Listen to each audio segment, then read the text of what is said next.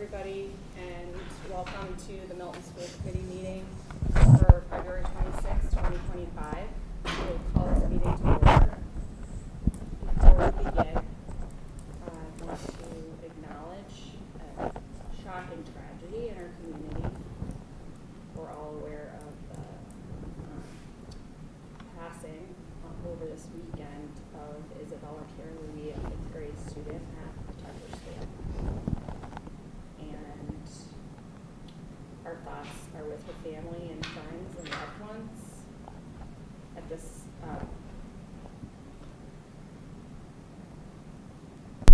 shoot. Sorry about that. I'll start over. I called our meeting to order for February 26, 2025 for the Milton School Committee, and was beginning by acknowledging the tragic loss of Isabella Louis, a 5th grade student at Tucker School, over this past weekend. So our thoughts and prayers are with Bella's family, friends, the Tucker community, and the entire Milton community, and everyone who loved her. And I would personally just like to thank the way the community is coming together to support us at this time. I'd like to just acknowledge a moment of silence in Bella's honor. Thank you.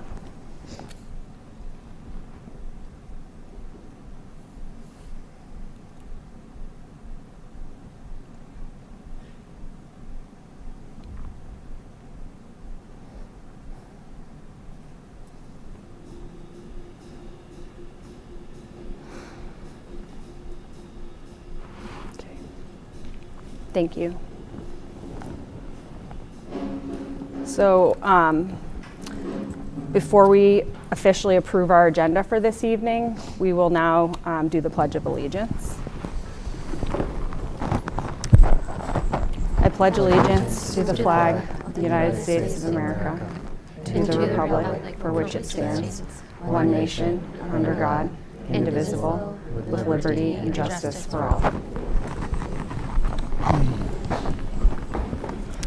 Okay, thank you. So as we look over our agenda in order to approve it, does anybody have any changes to the items that we have here? Can we reorganize my report to have Karen Cahill go before? Yes, thank you for that. Yep, absolutely. Mrs. Cahill needs to get to the hockey game. So yeah, not quite yet. But Dr. Burrows has your back, and we're going to move you up. Any other changes? Okay. So first on our agenda will be public comment. We have this portion of our meeting each time to hear from members of our community as they want to share their points of view with us. We have up to 15 minutes for this. We ask residents to keep their comments to 3 minutes. We do not respond directly to public comment. If concerns or questions that are raised pertain to items that are on our agenda, members may be able to respond in the course of a conversation that may be relevant going forward. And just as we've been sort of working to remind ourselves, we're interested in having just respectful dialogue, even when we're engaged, as we know we are, in many challenging topics at this time. So with that, if you are attending online and hoping to participate in public comment, can you please raise your hand at this time, just so we have a sense of how many folks are hoping to speak? We have at least one speaker in person. Okay, I don't see any hands raised online. That's fine, you'll have another chance. If we can start with who's joining us in person, if you can just come forward and introduce yourselves, please. Yourself or yourselves. Yep, okay. Good evening. Can you hear me? Thank you for the opportunity to speak. My name is Jill Clark. I live at 26 Harold Street. I'm a town meeting member in Precinct 4 and the parent of a Pierce 8th grader.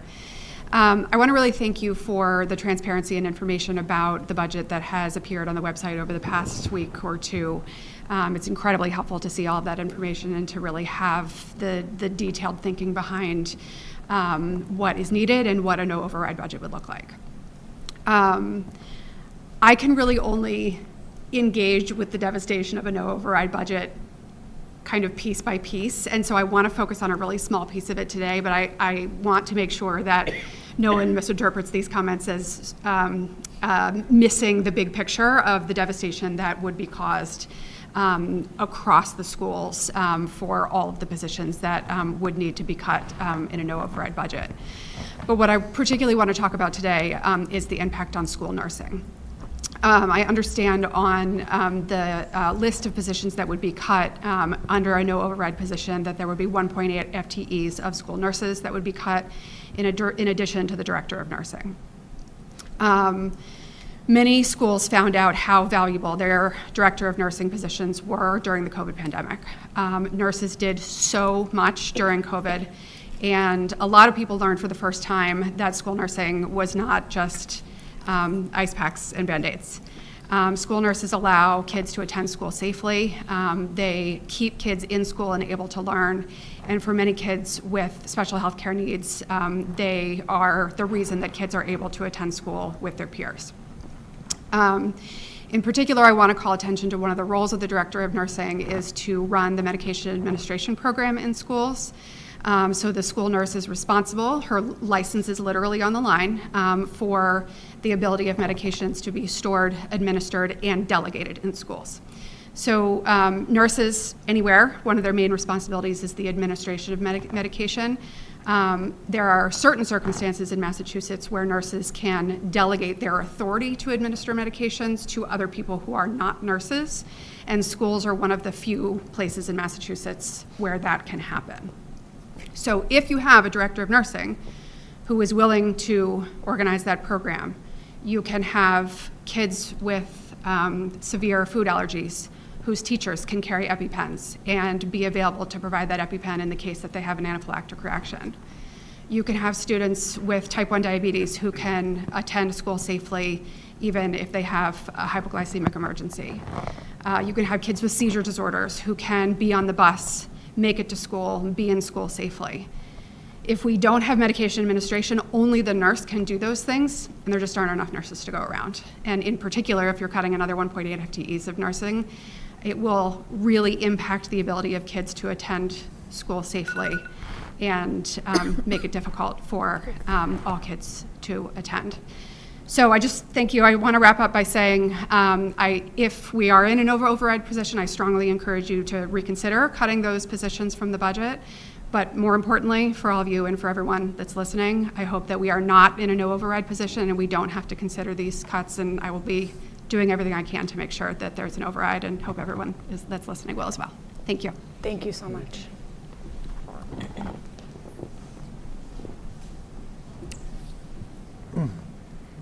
Would anyone who is online care to participate in public comment at this time? If so, can you raise your hand?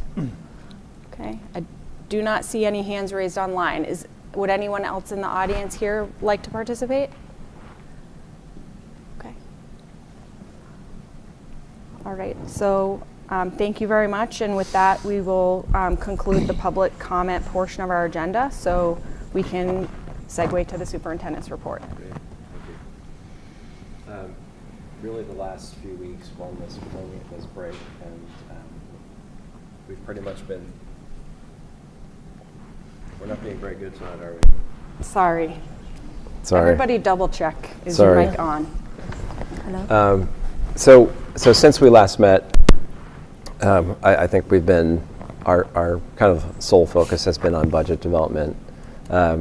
The thing I wanted to mention in my report prior to getting into discussing some of that budget work is just kind of echoing what Lizzie shared regarding the tragedy that we've all been processing over the last number of days with Bella I just want to thank so many people at Tucker and throughout the district. From the moment we heard that this had happened, people reached out from every corner of Milton, and continues day by day to provide support for adults, students, family. There's all sorts of fundraising going on, and it's I think for a lot of people there just haven't been words. It's such an unthinkable thing and such a hard thing, and this week I think for everyone throughout Milton has felt different, and you kind of go through waves, and I've just been so impressed by Principal Hogue at Tucker, and Caroline, her assistant principal. Jenny Beliveau has been a huge resource. She spent a lot of time over at Tucker and connecting to resources throughout Boston to provide supports for students and for staff. And that continues to go on. So I just want to echo what you shared, and grateful that we have a community where I think Tucker is a special community too, where people come together and really kind of lean on each other. And there's, at a time like this, that's what we really need. So wanted to start with that. And I also, secondly, wanted to invite Karen Cahill up, our principal, to discuss the MHS Program of Studies. School committee members, you received this in our last meeting. The expert is here to answer questions, and for both of us to kind of talk about kind of where this is and where we see this going in the years ahead. Thank you for having me. I appreciate that. Milton gear.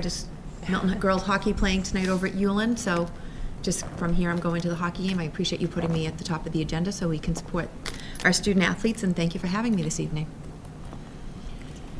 So I watched the meeting in February. I rewatched it over vacation. Yes, I did. And just to be sure, there's a few things that I know, bigger picture, that we want to talk about, but at the same time, the present, what do we need to look at tonight to approve the program of studies? There's bigger conversations in regards to programming, how the course selection process is done, which I did review last year as well. I'm happy to have that conversation.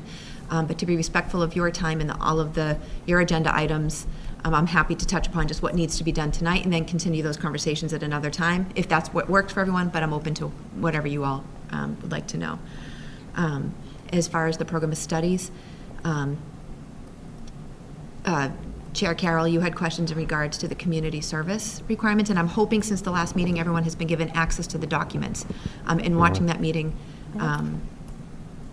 Member Loring, you had actually requested during the meeting, so I had done that during the meeting. So I'm hoping everyone has been able to see the comparable data from other districts, and where Milton High stands. We're currently at 140 hours, and I think the closest district was actually 60 hours, and that's over the course of 4 years. And my recommendation is for it to go to 15 hours per year for our students, which makes it 60 hours over the course of their 4 years. I have reasoning that I'm happy to explain from a staffing perspective and a student perspective on why I feel that is in the best interest of our student body, and I'm happy to say all of that or answer questions or however you'd like to proceed.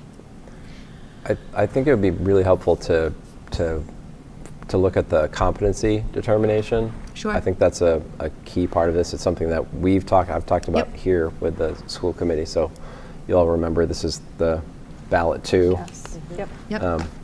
That was on my list as well, so I was just going to have the bullet points of the community service competency determination and then the new courses. Those were the 3 items that we really need to look at. So if you want to start with competency, the CD, we can do that first and then go back to community service, or? Well, I mean, since you started with community service, since I know I had raised the questions about that, Sure. I think it's helpful to have the context. I think I was just, curious. Essentially what you've provided, which is how we did compare and how this change would potentially relate to that. But I understand, that it's helpful to consider, like, what some common practices are Yes. across districts. And so I think that it definitely helps me to sort of feel more comfortable with the change. Does anyone else have questions about the community service piece? I guess I was just wondering what the impetus was for the change. Like, what was the Why would- experience? Y'all were Sure. having now versus. Yeah, so when this was all created back in the late 90s, we had a full-time person that oversaw community service. And I feel like I spoke about that possibly at our site council presentation earlier. We had someone to oversee the entire community service process. They actually had their own office here. They vetted all of the opportunities for students. They had more community resources, and I'm not saying that the community isn't there providing those opportunities for us, but since 1996, 1997, when we first did this, a lot has changed in the profile of a student. And students are working now. Students are student athletes. They are student athletes and they're working. They're in the theater program. And when we talk about the 140 hours, when we talk about community service, we want students to do it well and we want them to be invested in what they're doing. We don't want them just to check a box. And we want them to find something that's meaningful to them. And over the course of my time as director of guidance, as a guidance counselor, director of guidance, and now principal, I've seen that students are trying to get it done and do it well. But honestly, since COVID, some of those opportunities have gone away. And even during COVID, when you looked at our original community service opportunities, it could not be with a family member. It could not be something in the house. And we really adapted that over the past 5 years because people's living situations have changed. You know, families are working now, and students are at home taking care of siblings, and they need to be credited for that. You know, and students were coming to me saying, I am hanging out with my grandparent because there is no one else around. And not that they need to get service hours for that, but that was something they were never doing before. So we want to recognize everything that the student is doing and giving them time and recognition for that. So for every student, that community service looks different, but they're invested in what they're doing. But that 140 hours on top of being a full-time student and being involved in other extracurriculars at school was just getting a lot. And there were people signing off, if I could be truly, I'm going to be truly honest, signing off on hours that people didn't do. And we don't have anyone who has the time to go through every single one of those and check all of that. And that's a small piece of it, but that was a piece of it as well. You know, students would do 2 hours of community service, but people were checking 10 hours of community service for that. And I'm not judging anyone when I say that, please know I'm not. But we need to make this workable for our students. We need to make it workable for our community. And that's one of the reasons that we were looking at this. We looked at all the other districts. And my daughter has an 80-hour community service expectation, but they have a full-time career counselor who oversees the community service opportunities. And we're getting communication from that person on a regular basis.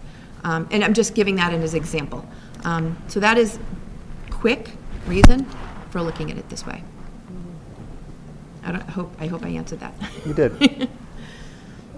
Have you ever thought about, because I agree with you on like sports clubs, Yes. just, again, involvement within the Yeah. school community or within the community broadly, Yes. I think is always really important things to kind of force kids to get out of their shells and get activated Yes. and all those things. Have we thought about, expanding requirements to say like participation in those things is some form of credit in order to say like you could do some combination of both community service outside the school as well as participation within the school? You mean within the clubs and the athletics and so Yeah, forth? within any- because- Absolutely. yeah. That's actually part of our conversation, and I'm sorry I didn't say that. I was thinking that, but if we're part of the dance team or we're part of DECA, if we're doing fundraisers or outreach within our group, let's give the hours for that because that's meaningful to me. That's meaningful to me as the individual, right? And that's what I'm invested in. So absolutely, that is something we want to have those conversations with the advisors, with the coaches, with the students, and provide those opportunities as well, because those opportunities are meaningful to our students. So do those hours count against the 60 now or no? It's never been something that people have said, Okay. well, they're doing it for their team, so why are we giving them hours for it? And my feeling is they're benefiting from that experience. I think the cheer team recently did a babysitting night, or it could have been the dance team. They're benefiting from interacting with the younger children, and the younger children are benefiting from them. That's a role model, right? And I think that's a learning experience for both sides. So I think they should be credited for that. it's not formally written into the plan, but that is something we want to expand upon. I've spoken with some site council members about that as well, about expanding those opportunities and really working with our student body and staff to have that. I'll just note that I see on the list of examples of service may include, but are not limited to, the following, and as includes advocacy or political campaigning. So I think it would be kind of exciting if, I know there's an override campaign getting off the ground as we speak. And so if any students are seeking hours to fulfill, it would be a good opportunity in the next couple months for them to participate in that, since, you know, that's going to be huge civic engagement for our community. And some of them will be So, able to vote. Just a plug for that. Yeah. Yeah. Happy to talk about that. And If anyone needs, to find a way to spend their hours. I just have a logistical question. So you mentioned that there's no one overseeing this community service hours total. Sure. What if the student decided to do just focusly one semester? Students do that all of the time, and usually those students, they'll get the 140 or the 60 or whatever the case. They'll get that done over the summer, but they're Yeah. going to continue to do other things. Most of our students here, again, because they're so outgoing, they exceed the 140. A majority do. But I want to make this attainable for all of the students, so they continue to do it. They absolutely can get it all done at once, but I hosted a rice. They were in You know. they were in a crunch, so I hosted them. Nice. Is there the opportunity for, like, how, for the community to know about giving opportunities for volunteering? So, for example, like, you know, I know the other day they did for the town meeting, or one of the town meetings, 2 weeks ago, they did babysitting for so families could come Right, and yes. go to the meeting because it was at 5 o'clock. Yes. So those sort of things, are there, is there, if there's not somebody really central in that role, is there a way to make, for the community members, to make volunteer opportunities known to students, or is it more they have to reach out and find them? I mean, is there a way to make sure, like, as you guys have a list of, you have a number of things listed here, Right. but are So there other ways? in the weekly newsletter, there is a section that I've worked on with the Director of Counseling and Colleen McDougall, who is the admin assistant in the counseling department, where it's a running sheet, for lack of better words, in the weekly newsletter where people can look that information up. People reach out, and, you know, to what happened to that, someone reached out to me, and I sent it to the two club advisors. I'm like, are there any students available? Right. And then we did that. We've reached out to the community, not consistently, but definitely, you know, we do a day of service for the freshmen in the fall, and it's a whole day of community service, and we tell the students, reach out to the community. I think it's also important for the students to make those connections, and not for us to necessarily give them all of those opportunities. They're young adults, they need to have those conversations. But we're very flexible. Yeah. And again, something I'm willing to look at as well, Yeah. but Thanks. yes, no problem. So is it fair to say if someone have a volunteer opportunity that they want to propose to the high schoolers, we can send you an email about that? Within reason, yes. There are conditions that we won't allow students. If they're serving alcohol, we will not allow students. We're not going Yeah, to have of course. students sign up for that. Babysitting, you know, we take that seriously, but at the same time, we want to be mindful of those connections. So we just, Right. we try to be thoughtful about those types of things. Absolutely. Great. So the competencies piece. was the Competency. next- So if anyone watched the news today, the state of Massachusetts is coming out with a proposal. I don't know if, but prior to that, we have been working here at the high school with directors, Superintendent Burrows, to put together a competency determination to make up for the fact that MCAS is no longer a graduation requirement. Just to touch upon what was proposed by the state of Massachusetts, right now they're saying 2 years of language arts, 2 years of math, which require algebra and geometry, or integrated math 1 and 2, 1 year of biology, chemistry, physics, or technology, and then starting in 2027, 1 year of social studies. That's their proposal. That's what I heard on the news. I have not received a memo from DESE, but that's what I heard on the news. I don't know if anyone else did. And again, it's just a proposal. So when I think of what we currently have for graduation requirements for our students, we already exceed that. So for the competency determination, again, a document I believe I did share with everyone, you have to look at the different categories. For our current class of 2025, if they've passed MCAS, they're all set. If they haven't passed MCAS, we are looking at what MCAS have they passed, and we're including the November 2024 retest because they also put it at the discretion of the district. So for our class, again, our current seniors, we're looking at everything up into and including the November 2024 retest for scores. And then if a student is new to us, their senior year, there's all of these different categories, and I won't go through every scenario, but looking at the transcript from their sending school and looking at the programming from the sending school to see that it make sure that it's comparable to Milton High School. So for the class of 2026, our current juniors and below that, if they've already passed MCAS, they're all set. But then we're also looking at our current programming. So we have our graduation requirements, but they have to pass biology, English 1 and 2, and integrated math 1 and 2, which our courses are in alignment with the state curriculum, Mass State curriculum standards, but that's what a student would have taken in coursework prior to taking that content-appropriate MCAS. I hope I explained that correctly. So that is what we're proposing at this time for competency determination until the state comes up with new proposals. And of course, there's always those exceptions. If a student isn't finding success in those courses, but keeping in mind they have to pass those courses to graduate. But if a student requires modified work, then what else are we asking for them? A portfolio to show more work to make sure that they're meeting those standards as well. I'm just giving a brief synopsis of the document that I've shared with you, but that is what we are currently proposing. Did you want to add anything to that and based on our conversations? No, I mean, I think the team that weighed in on this was really thoughtful in thinking about all these, instances of 4 students might need this kind of pathway, Correct. 5 need that pathway. So I think this approach is going to meet all students' needs. Yes. And still meet standards. So I feel comfortable with it. It's interesting where the state is right now in terms of sending out. They're getting public comment now on their draft, which went out today. So I haven't seen anything official yet. No, You it was a yeah. news segment Yeah. I saw. Yeah. And that's it. And once school committee approves this, what I will do is draft. I already have a draft of a letter, but share it back with you for approval, putting in what we would like to determine and share it with you for your approval, and then share it out with families once that is approved.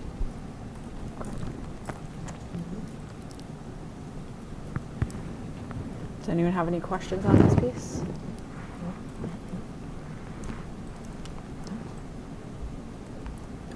Great. Yeah, sounds good. So then the new courses, was that the final piece? The final piece was just the new courses. Again, I shared that all with you as well. There's 2 new courses, one in social studies, an unleveled course, for which is called America Today, How Did We Get Here, which is an unleveled course open to juniors and seniors that will also satisfy social studies requirement, 3 years of a social studies requirement. We're looking to switch one of our senior English courses, which is a semester course, to a full year course. We're also a very strong class of sports and society. We're going to offer it at the honors level, which is new, and at the CP level. Very high enrollment in all of those courses. And we're also bringing back oceanography. So that's not a new course. It's a course that we've offered here years ago, and we're bringing that back as well, just as another option for our students in the science department. So those are the new courses. We're renaming a few courses, but again, the content isn't changing. Automotive is changing to power mechanics, and computer technology is being changed to intro to cybersecurity to gear more towards what the content of the course is and what they're actually doing in the coursework. So those are the new courses. I'm happy to elaborate a little bit more if you want more specifics on the course content. Our counselors are in the classrooms now. They'll be going to Pierce Middle School next week, I believe, to talk about all of the new courses and go over how to enroll in them and whatnot. So those are the new courses. The program of studies just keeps growing and growing. Great. Would you please tell me what CTE stand for? Career tech education. So that's our business courses, automotive, culinary. And they're semester-long course or? Depends on the course. Oh, okay. Most are semester long, but some are micro AP Micro and AP Macro are year-long courses, but a lot are semester-long courses. And it's open to all students in high school? As long as you meet the prereqs, yes. Okay. So to take automotive, you usually have to take intro to car care first. You know, so there's just prereqs that you take still at the high school, but yes. Oh, got it. Yep.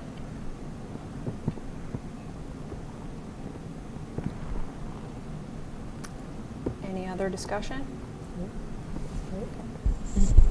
Thank you so much for Thank you. bringing this to us. So I will make a motion to approve the recommendations regarding the Milton High School Program of Studies. Is there a second? Second. Okay, thank you. All in favor?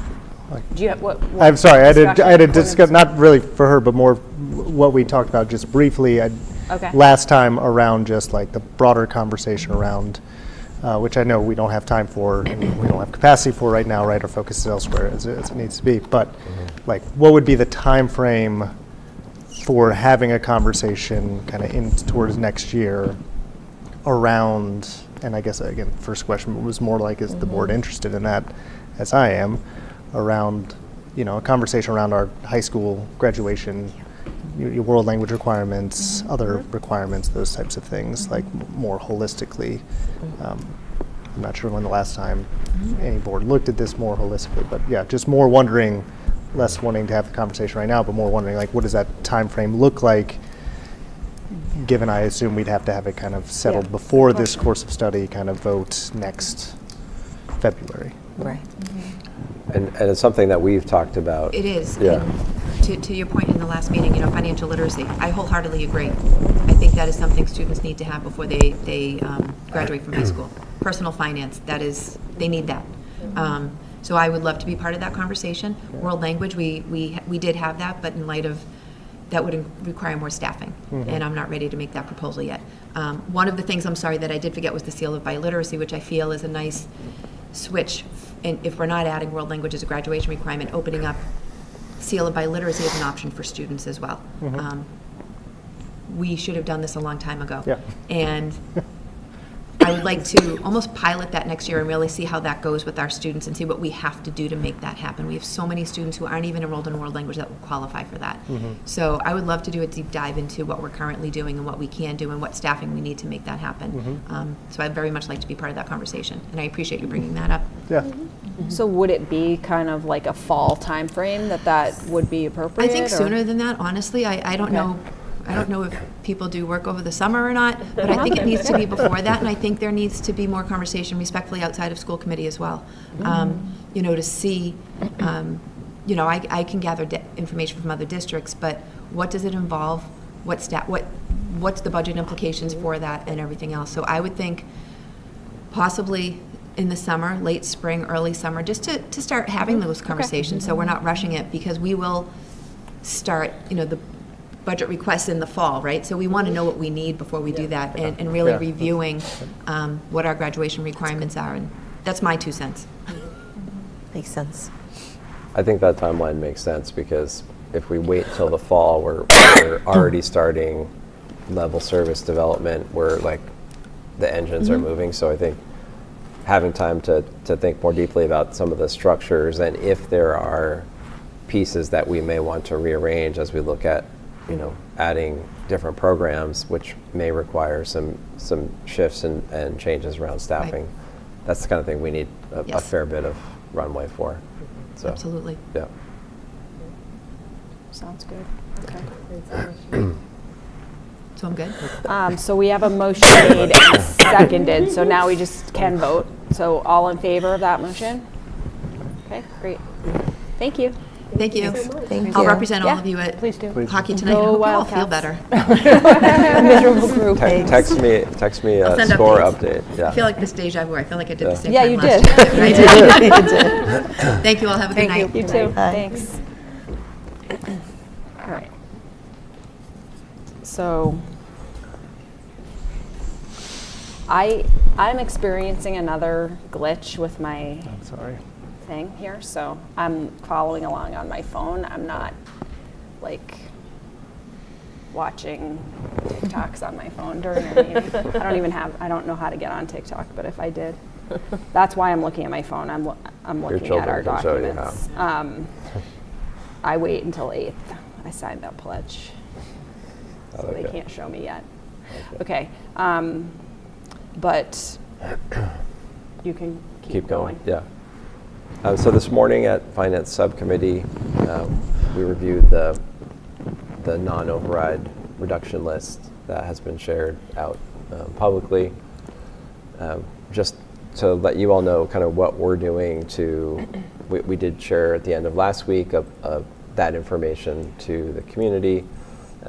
We are now working on impact statements for those positions so that, when a community member looks at some of these titles, they might not really know exactly what they are and what their impact is. So we are working to present this information as clearly as possible. So it's when you look at an inclusion specialist, you know what that position does and what the impact is on the system if we do not have that position. I think that's going to be really important to get everybody understanding kind of how all these pieces fit together.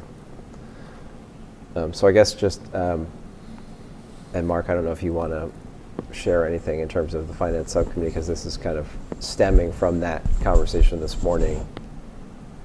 Yeah, again, we've had lots of Finance Subcommittee meetings, many more.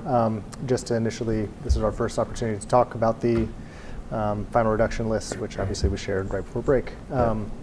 I think, still using opportunity to kind of learn about what these things are. I think, as you've said, around creating the narrative will be very helpful. I like how you have it on the website, right? Because the way you shared it with us, obviously, is this table, but on the website, breaking it down clearly by school impact, I think was very helpful for folks to understand, but certainly like a more narrative approach of what this means for the nursing department, as the public speaker said, or what this means for the preschool program, right, when we have some cuts to that, or what this means for class sizes at Pierce.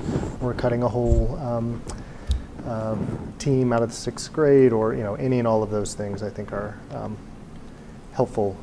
We started having conversations too just around which of these, given kind of the request of the select board for us to continue to look at essentially limiting our budget request even further below kind of level service in order to try and shrink the override request for the whole town.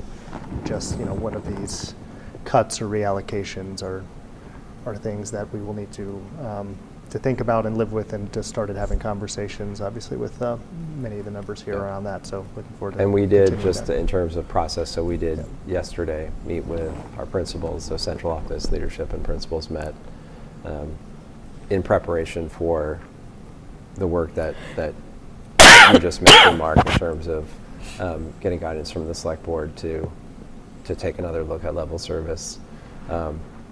So I do have a few slides to share, and I don't know if that will be under FY26, under your report, probably. That's where it is right now. It's under finance, isn't it? Yeah, so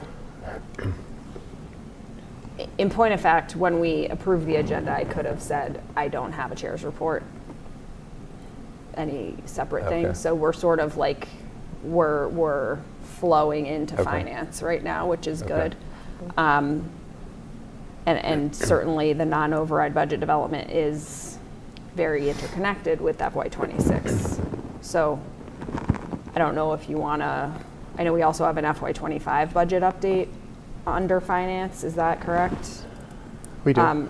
Yeah. So I don't know if you want to like take that, kind of do that, and then return to non-override in the context of the FY26. It's whatever you both think makes most sense. I think we could continue the FY26 conversation and I come think that back to makes sense. FY25. Okay. Yeah. All right. Yeah. Need to share this. You want to present those? Yeah.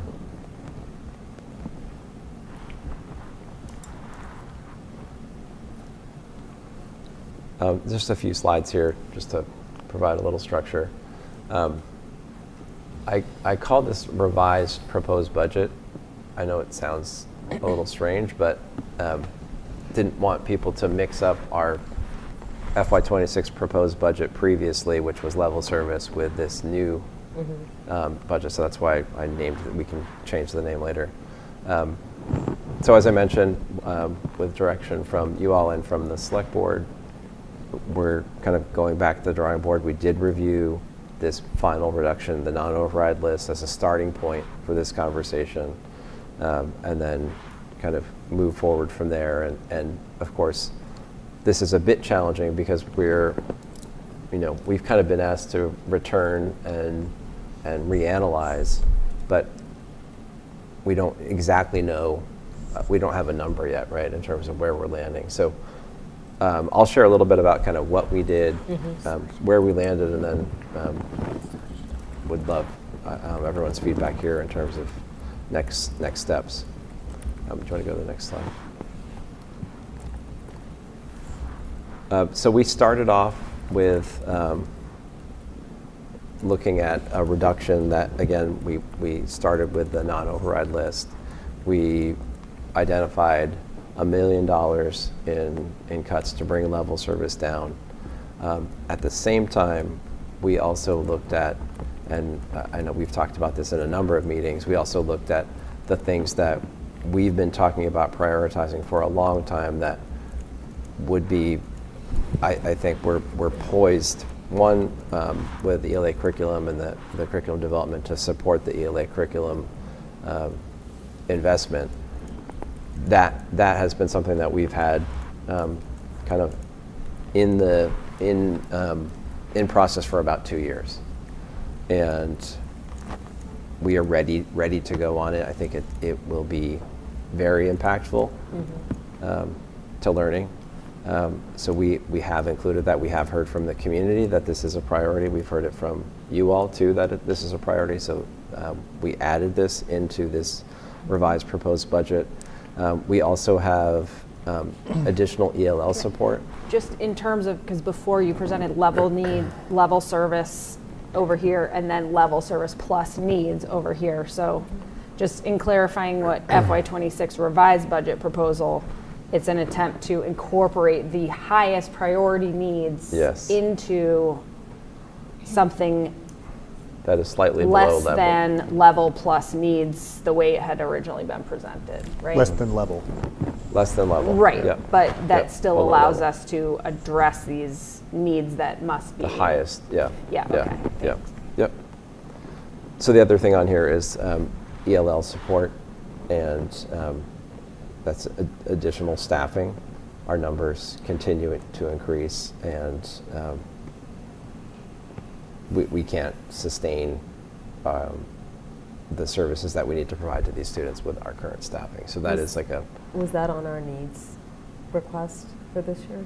Or is that something that you're pulling from that, correct? It Or is was, that- so we had guidance for ELL. Yep. So we had a director position that we had put under student services for ELL. Yep. As we've been talking with Danielle, who is leading ELL, and looking at our current staffing that we have in our number of students and our projections, we're expecting potentially an additional 30 students beyond where we currently are, and we're already over capacity with our current staff. So it's an area that we're going to have to invest in. So those are the needs that were added here in terms of the I'm sorry, I meant the curriculum development. 50, what, I think I missed that. Oh, when I shared about the ELA curriculum, I said that this supports the investment in the ELA curriculum to provide time for teachers to I see. do training. To be able to implement Yeah. the Okay. curriculum. Thank you. Yeah. Can I just add just a little additional clarification too? The ELL support, when we had first discussed the needs-based budget, it was 1.0 FTE, so FTE being the full-time equivalent.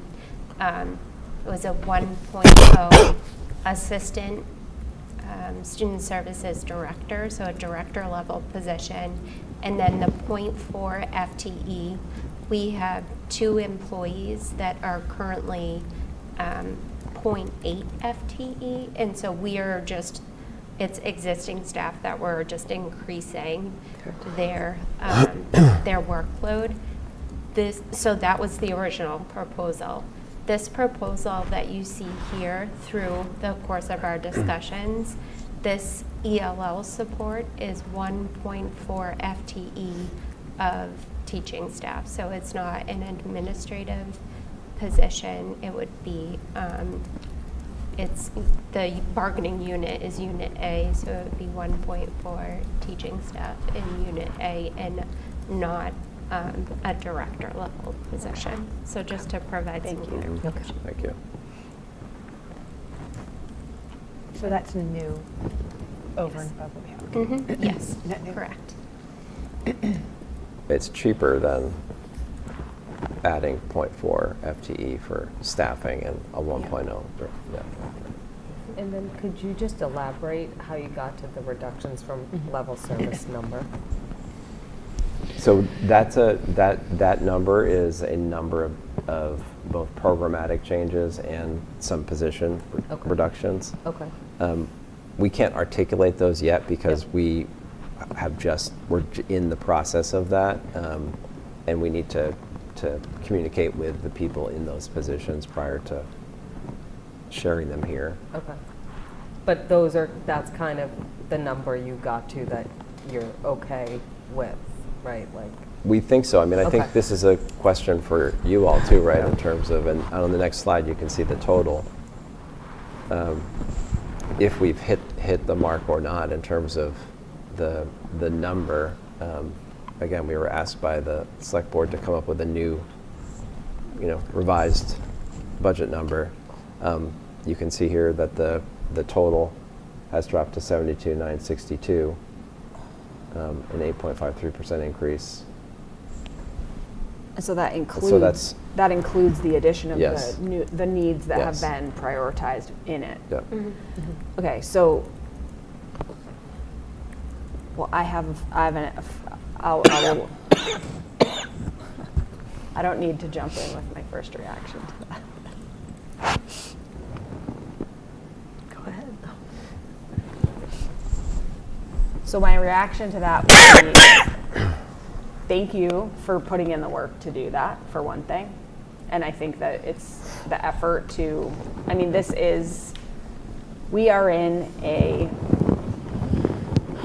process of working towards a compromise. That is actually what we are needing to do. And so in that process, we are going to not get everything that we may have started out thinking we needed. I guess for myself with the number, I'll just go on the record to say, this would be the lowest. I not knowing what that $1 million consists of makes it a little hard to say if I am comfortable with this or not, because I do not understand yet what the actual implications of that sacrifice, essentially in the service of the compromise collaboration, let's call it. Okay, I'm not quite sure I can say I'm comfortable with it if I don't know what it actually means. But I will say, for me and my vague understanding of where we're at, this to me is, we might not need to go that far, actually. Great. Quite that far. But I think that where we're at is, because to me that represents a significant change, and I think I was thinking maybe more along the lines of $500,000 rather than $1 million. But again, as you named in the beginning, Well, this is 600. That's 600. This is 600 drop from Yeah. before because we added 400. Yes. So it's a reallocation of 400. okay. Yeah, So So the net, okay. The net is Thank you. 600. So this is what I get for not being able to look at it for myself in front of me. It's okay. So it's So it's the reductions reduction of and then plus this. adding this, and so it nets out 600,000 below the original level Ask. service ask. Yeah. Okay, then I retract my concern. I was thinking, okay, but again, what I said before still does stand. We're not approve it. Here's my question. Next week, we're on slated to, I know we have vote tonight on here.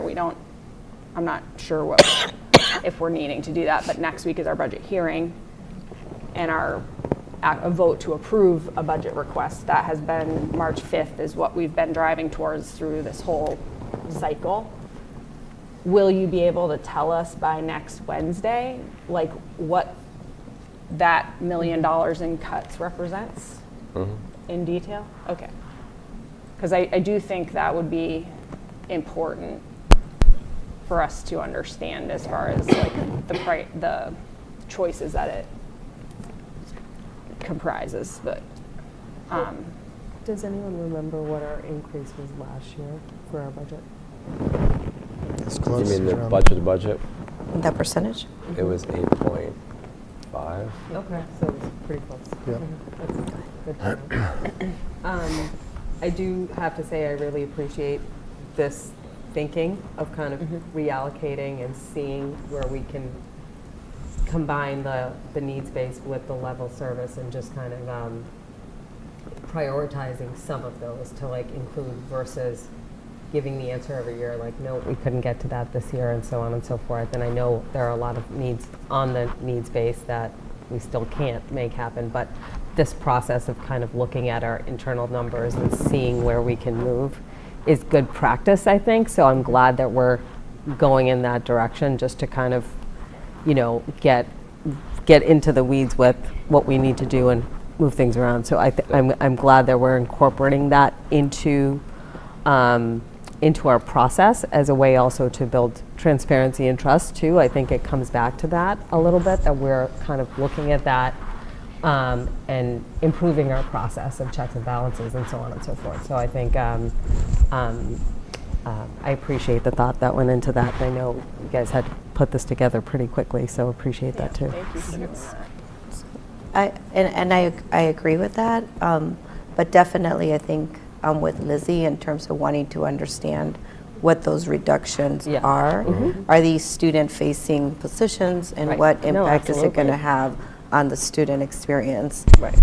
It just something for us to know that it is sort of an effort to compromise and sort of meet somewhere in the middle, but at the same time, we know that our budget to begin with was it's not like it has extras, right? Oh, So absolutely. it's a lot of the folks that we do need to continue to provide the quality education that we are so proud of.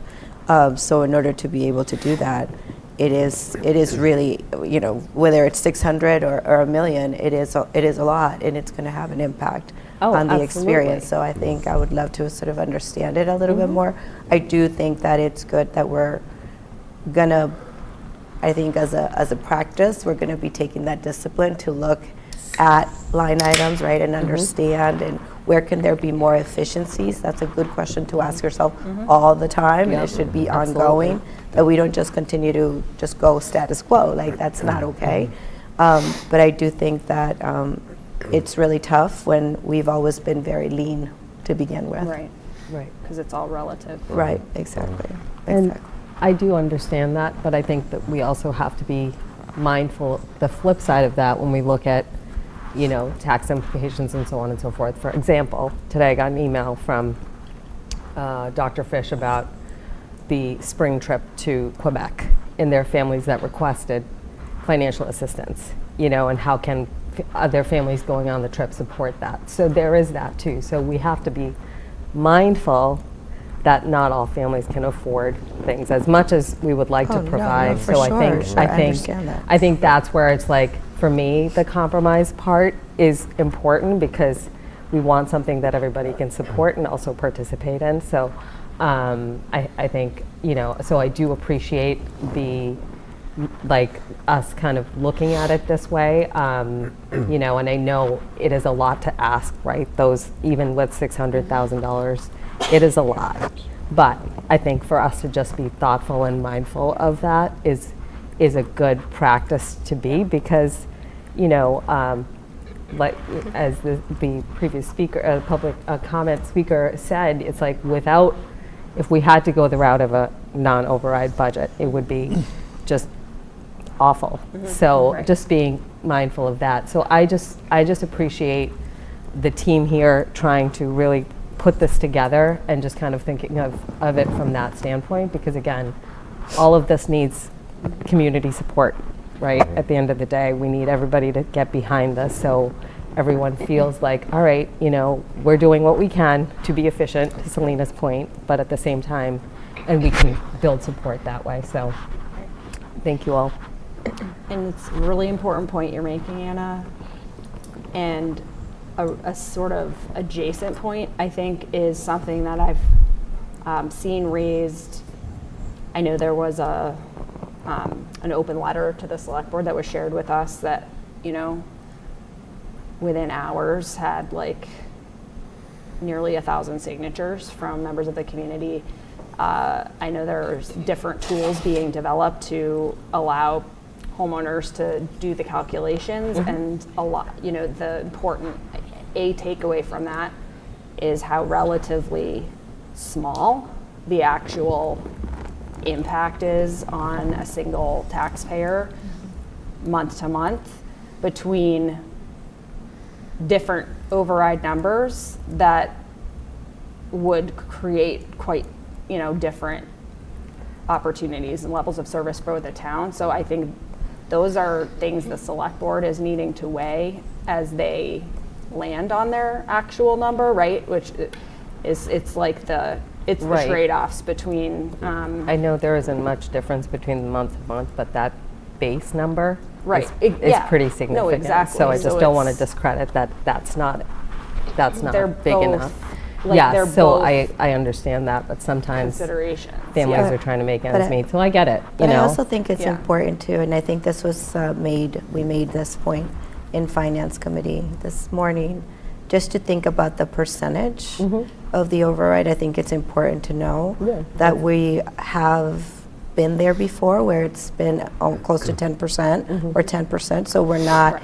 it's like if you just look at the A unique number, amount. right?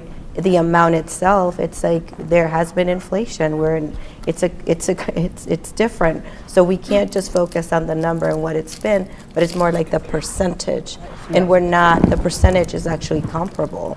So it's not, you know, ridiculously out of this world. It really is, the percentage is, it's something where we've been there before, but we can't just get fixated on just the number that it was before. absolutely. And I think that's important for us to know, and it's a big, I think, undertaking for the folks who are going to be working on the ground, including, you know, some of us, as we're going to contribute in the way that we can to the override. And so how do you make sure that folks understand that piece, because it's nuanced, but I think it's important to put it into that context. May I ask a question about the additional two level servers that include the two curriculum, the ELA curriculum and the curriculum development? What is the curriculum development for? So it would be for time during the summer, time after school, time to pay people to come together and do training and implement. Pay teachers. Yeah. To pay Milton teachers to be trained to effectively implement the new curriculum.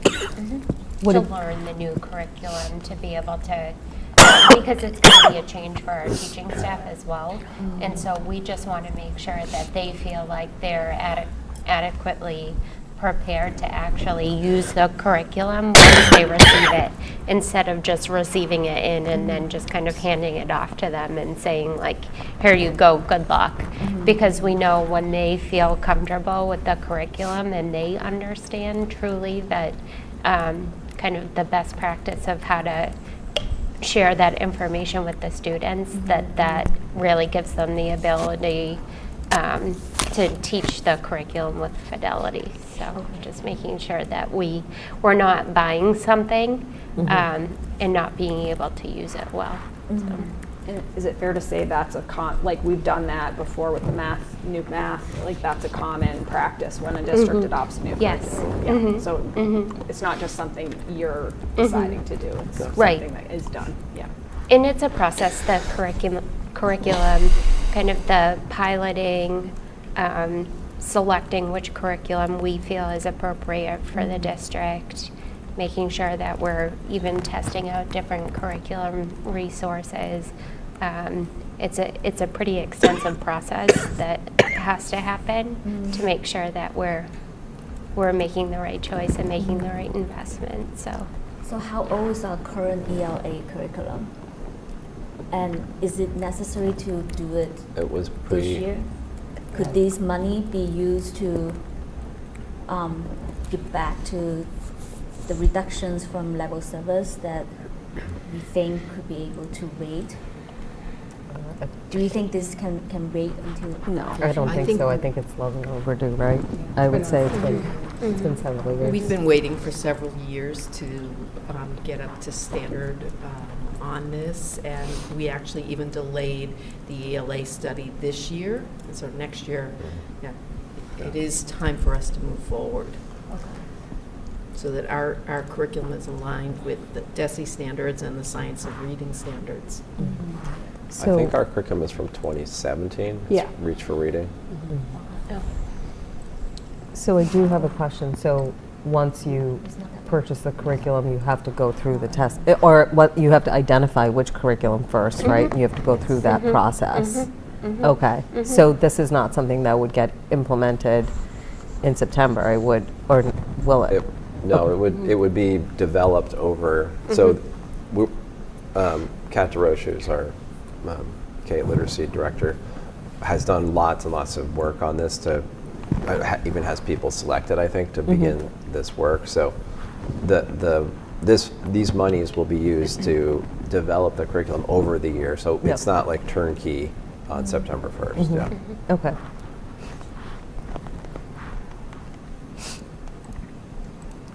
And the other thing just I wanted to add here too is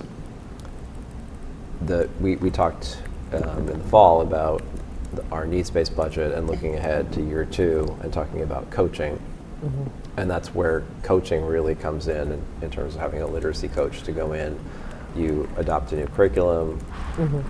We're also, as you know, in the process of looking at our instructional framework and making decisions around the systems that we need to develop. So to sustain any of those things, you need to have not just professional development once in a while, like twice a year when we have a full, in-service day. But it needs to be consistent and ongoing, and that's kind of where that kind of like long-range thinking about next year, looking at coaching to support both this implementation and the work that we're doing on the instructional framework. So can you speak a little bit more to that? Because I think I think we could anticipate the question.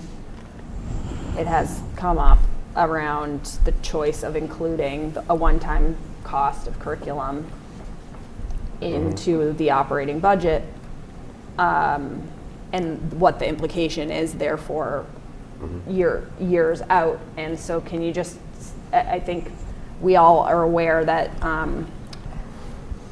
one of the factors it has to be a number that the majority of the town can get behind, that allows us to meet our students' needs, that can last for several years. And that we haven't really talked about that with this new revised request. Is this something you're comfortable is sustainable across that?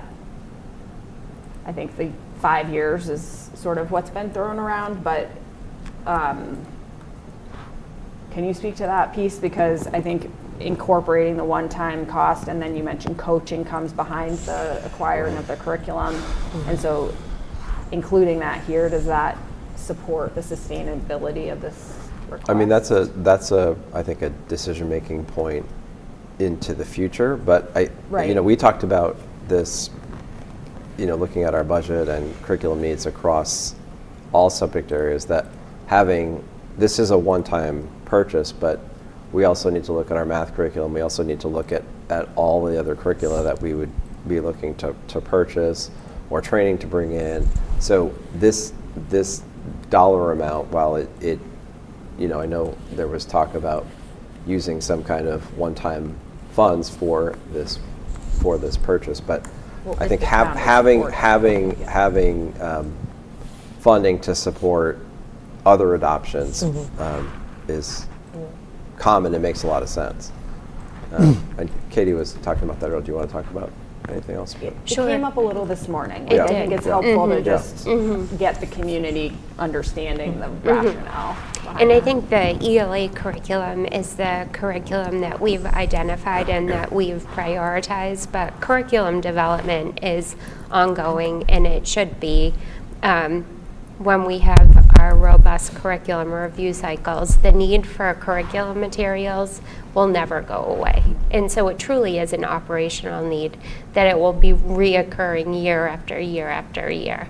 And so if we're able to create the funding for curriculum materials in the budget for this year, it creates a sustainable funding mechanism for us in future years where it won't be that one-time hit to the operating budget. And when I say hit, it's that significant increase that we see when we put those substantial additional $250,000 amounts. It will be built into the base of the operating budget, and it will help to create that sustainability, and it will create it will help lessen some of those large increases that we see year over year. I also think that there's other ways that there's opportunities for us with the budget development process when we talk about some of the funding sources. So not only the operating budget, but there's also the capital budget, and we know that the town has been very supportive in funding our capital expenses and our capital improvement plan, and then also just talking about the creation of potentially having a special ed stabilization fund that will help offset some of the expenses that we see year to year. The other thing, a consideration, financial consideration when we look at curriculum materials too, is sometimes with the newer materials, I think historically, the one time, when we thought of like a one-time expense, it was tied to a textbook. And so it was always kind of like, okay, we had a traditional textbook. And we know that curriculum materials these days are not traditional, just hardcover. It's not a one-time. Typically the materials it could be kind of like your more traditional text, but then it could be consumables. And so we have to purchase the consumables every year. And then it could be an online subscription that there is a fee that will incur every year. And so for us to be able to build that sustainability, to include that into our budget, that is going to just ensure that we have high quality resources for our students for future years. And I think it truly is, will be a significant resource for us in the budget development. That makes complete sense, the way you just explained that, and it just makes me think that next, for FY26, the focus happens to be ELA, but this is work of a high quality district year to year, as you're saying, and through the ongoing reviews, you're identifying which are the focus area for a given year. That makes a lot of sense.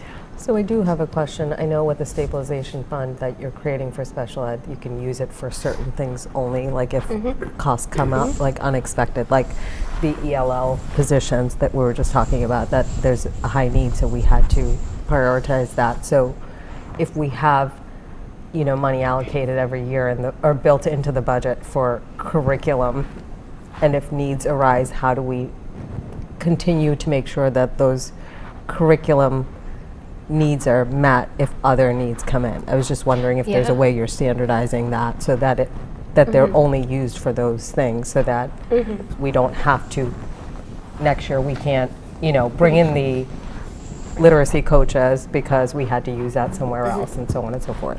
So that was another part of the process, and I think that is why we're looking, when we were talking about the level service budget, and because the number is the 9.4%, because the process of going through budget development was truly looking at historical expenditures and identifying different budget lines that have historically not been funded appropriately. And in certain instances, our historical expenses had exceeded the budget in areas like utilities, substitute coverage, maybe some of our facilities expenses. And so through the budget development process, when we looked at each one of the lines, we tried to identify areas where we may have had a structural deficit with the historical budget and the current budget that we're operating in this fiscal year. We identified that and we tried to address that. And by address that, I mean we adjusted it based off of known rates, projected utilization, any changes in market fluctuation or our contracts. And by doing that and by appropriately budgeting based off of actuals and not just carrying historical budget numbers forward, that will allow us to, instead of having to, because the school department budget is a bottom line budget, and so we have the ability to kind of, if there are lines that are over, you can take from, not take, but it balances out with some of the other lines. And so by having each one of the budget lines funded appropriately, it will ensure that we don't have to take from any of our instructional lines. I think that's a very important point to continue to emphasize to the community.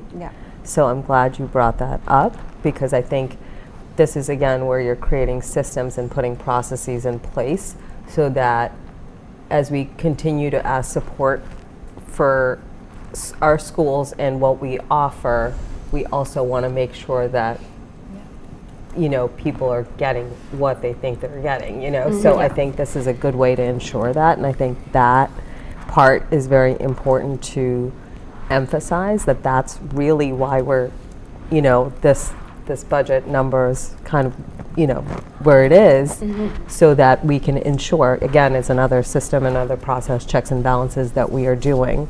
So I think that kind of clarity is really important to get out there for support.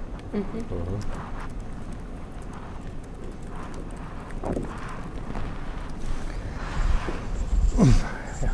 You got anything? I got something. I just have some thoughts, and I appreciate all discussion. I agree with most, like, everything you say. I think, like, as I think about the people watching, or like the recordings that people will watch at some point after they finish the hockey game, you know, a couple of things. I completely agree. Like, I cannot really assess the $1 million cuts as they are. I appreciate the effort, and I know, again, the select board kind of has been driving us towards that, and we talked about that this morning, so appreciate that. But to Selena's point, and Lizzie, it's just hard to, without knowing the exact impact. That said, I know this is a hard process because it's deeply personal, right? Those cuts are people, and so, like, you slowing down and making sure that we are appropriately communicating and having those personal conversations, making sure people are informed, not finding out here as much as we are trying to move with urgency to address this. I appreciate that. I commend that. You know, and I know, you know, at times we talk about things like we want to be efficient, we want to maximize value and things like that. But I think another way we can talk about, like, when we're talking about efficiency, we're talking about cuts to positions, and we're talking about people. And so, like, we just, even with this, like, there are people who are going to be impacted. And so I think I don't think anybody at this table takes that lightly. I think we all understand. We're all operating under the knowledge that, like, we are in a very tough spot as a town. We collectively have a goal, along with this select board, to, like, get a large enough override that allows us to continue to support the functioning of our town, and for us, for our schools, for our kids, but also one that is going to get approved. Right. And that is the balance as folks look out and by the select board Yeah. before we even get the opportunity to go to the town. Yeah. Yes. First, it has to be, it has to be a number that the select board believes will pass, because that's their goal too. But, you know, we are trying and do best we can to kind of thread through both those needles. I think when I look at the non-override list, like it would be devastating. It would be devastating. That's kind of the. That can't happen. Yeah, I mean, I'm shaken. I think we are all here shaken by the thought of this, and I think everybody in town, if they haven't seen it, like, should be shaken by the thought of the override not getting through. And I think every step that I know each person at this table has taken since we've started really diving into this is with that lens of, like, we need to take the next step that's going to give us the best chance to get the override in order to, support the operations of our schools. And I think that is continuing, right, what we are all doing collaboratively. It's like whatever the next step is that's going to help people understand, feel trust, feel connected, and feel supportive of this override. And I really appreciate the work Katie is doing around using this as an opportunity to kind of reset, and not just Katie, but also the whole team really on the central office of, like, use this to reset, right size our budget line items, and make this budget more sustainable for next year, for future years, right? All the stuff you're talking about with the curriculum, like that sustainability is, I think, been a central part of the conversations we've had at finance. I hope that's come out here and within the presentations we've done for the town thus far. And like we want to make sure we have a sustainable budget. We want to address that kind of like bottom level of just like operating with sound budgets. And I think we all know, and what I appreciate about the work you're doing is that at the same time we can't stand still. Just rolling over what we're doing this year into next year is not good enough. Like we need to continue to push the envelope. And so I like that we are looking for ways to incorporate the ELA curriculum, incorporate curriculum development, support with teachers. That's all fantastic. Address long-term needs for our ELL populations, which is growing statewide, and we are no exception. I think, as I think of this, like, I would plead with the select board as they look at a number next week to kind of consider two things, because unfortunately we don't get to set the number. I would love to set the number, but that's not our purview, that's their purview. But I think I would implore them to also think about how they are making this sustainable, right, and how they are setting us up, because as I said at our presentation to them, our budget increase next year is not going to be 2.5%. It's just not. And so they need to be thinking about how they're setting a number that is going to carry us through for 4 or 5 years. We need that. And the other thing I would ask them to think of, because I understand why we're going through this, we're trying to reduce the number, we want to make it palatable for them and for the town as a whole, but I hope they carefully consider the tax implications of this, to the point you were making. Because while $600,000 in the aggregate is a lot of money, and it's impactful, and every dollar impacts each family differently, right? I just hope they publicly discuss what that actually means in terms of the difference in the monthly cost to a taxpayer.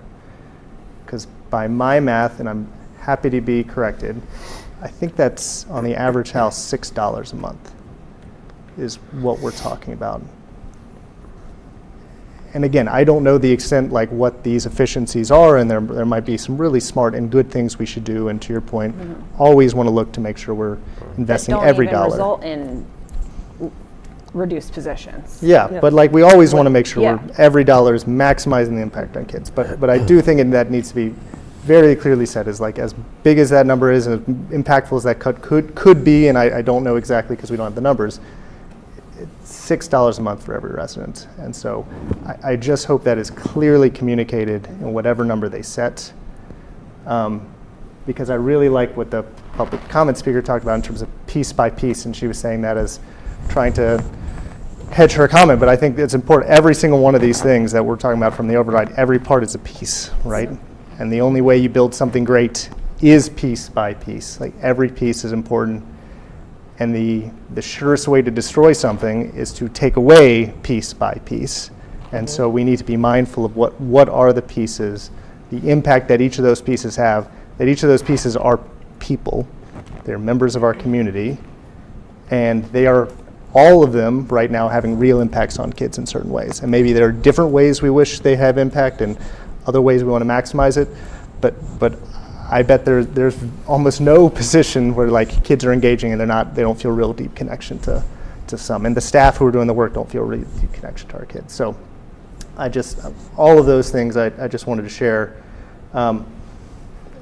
And I also just want to name for the community that like we take our role, I think, very seriously. We know the school department is the largest part of the townwide budget, but I think and I know the increase is quite large for us, but it should be said that like no other department right now that I'm aware of is being asked to cut resources, like look at something less than level service. And so we again commend you, and I commend the group as like we are trying to think collaboratively of how we work with the select board. I think all those things are important, but I do come at it from just like core in me of like I think we right now as a town are not investing enough resources in our schools, and so I struggle a bit with like any thought of like giving up resources, because even if I think programmatically we could invest them in different ways, I don't really think like we just have a bunch of money. We have $600,000 that we can just wipe out without there being real impacts to kind of student learning and student opportunities. That's really well said. But I know why we're doing it, and I think it's important. Again, we get to a yes on the override. Yeah, thank you, Mark. Very well said. I think that's exactly So you do it. bring up a good point, though. Did the select board come back and say that it needs to be reduced to a certain number? The only reason I'd say, like, at the last select board meeting, the chair said the schools were going to look at this. Okay.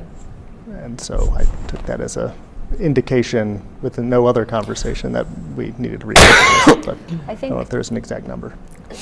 Context for the conversation all along has related to the reality that the school's level service, for reasons we all understand, which are out of our control in most men, really, the school's level service came in quite a bit higher than the other town departments. And Right. to me, I think that has been a factor in the conversations and the questions that have been asked then. Is how I understand discussion from the town administrator, for example, in the context of their budget presentations and conversations. And no, I mean, I am not aware of a magic number that I think it's still being figured out, honestly. Okay. And I think yeah. The reason I ask only is, I mean, Mark, you make a good point, right? Like, at the end, it's $600,000 is the difference, right, that we're cutting. It's not like we're able to reduce it, like, drastically to make enough of a difference, right? But it's those 600, that number equates to positions that are needed, right? I'm just curious if there's an opportunity to have a discussion with select board that's not like where we're presenting and they're like, oh no, this number is not going to work, but like, hey, we've cut, but really make a case for, these are the impacts with even these cuts. Does it make, can we go back, and maybe the kind of the compromise would be, and I'm just thinking out loud, so feel free to jump in. But like, could we go back to the 9.5 and include those three things? Like, I don't know. I mean, and Katie, see if we were to keep it at the level service, but with those three things, and are there minor areas of efficiencies that we can do that don't really impact positions? Because then it would be I think that's a a good bit suggestion. more of a, it's us being, I think one thing, and you guys all brought up great points, like when we talk about,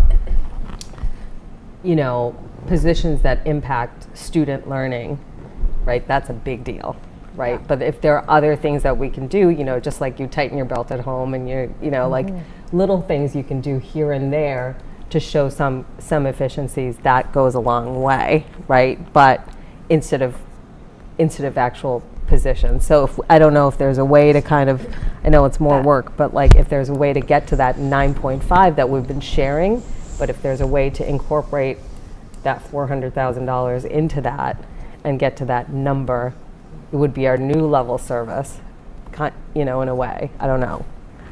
Because then you're looking for a reduction of 400, right? Yeah. Where we're just being. From, Yeah. I mean, in terms of That's different. non-staffing positions, $400,000, we probably could find that. I think the question for us, and the thing that I think we need from you all, is to know, are we moving forward with this revised budget? Because I don't think it's appropriate for us to like try, like talk to the employees who would be on this list, this new proposed list, and then come back again next week and say, actually, no, we're not doing that now. I would We're going actually like to see that. Yeah. I would I like think to see the that- 9.5 I think if I that can. 100% we definitely should see what is possible to achieve that doesn't touch any positions. Yes. That's still, so whatever, within the million that you envision, within the million that you name here, and we don't have a way of knowing how much of that is positions. Like, if you can come back to let us know that, and maybe it's, you just said you thought, but, and we're not holding you to it, but like you thought, But so I think yeah. that, so could we see that? And if they're, like, maybe what you're saying, I think what I would like to do is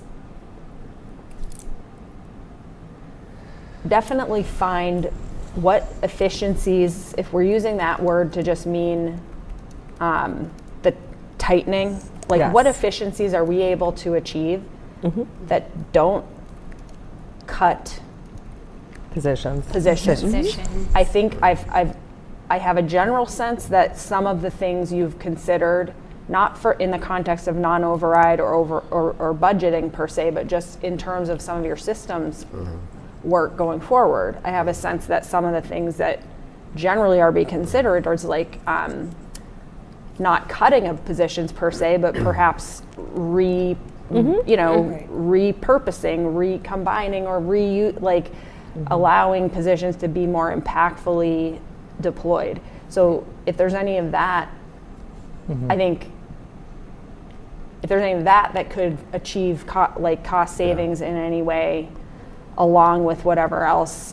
I mean, we have that in here, so we are doing that work of looking Yeah. at like programmatic changes that are going to save pretty significant amount of money going into next year.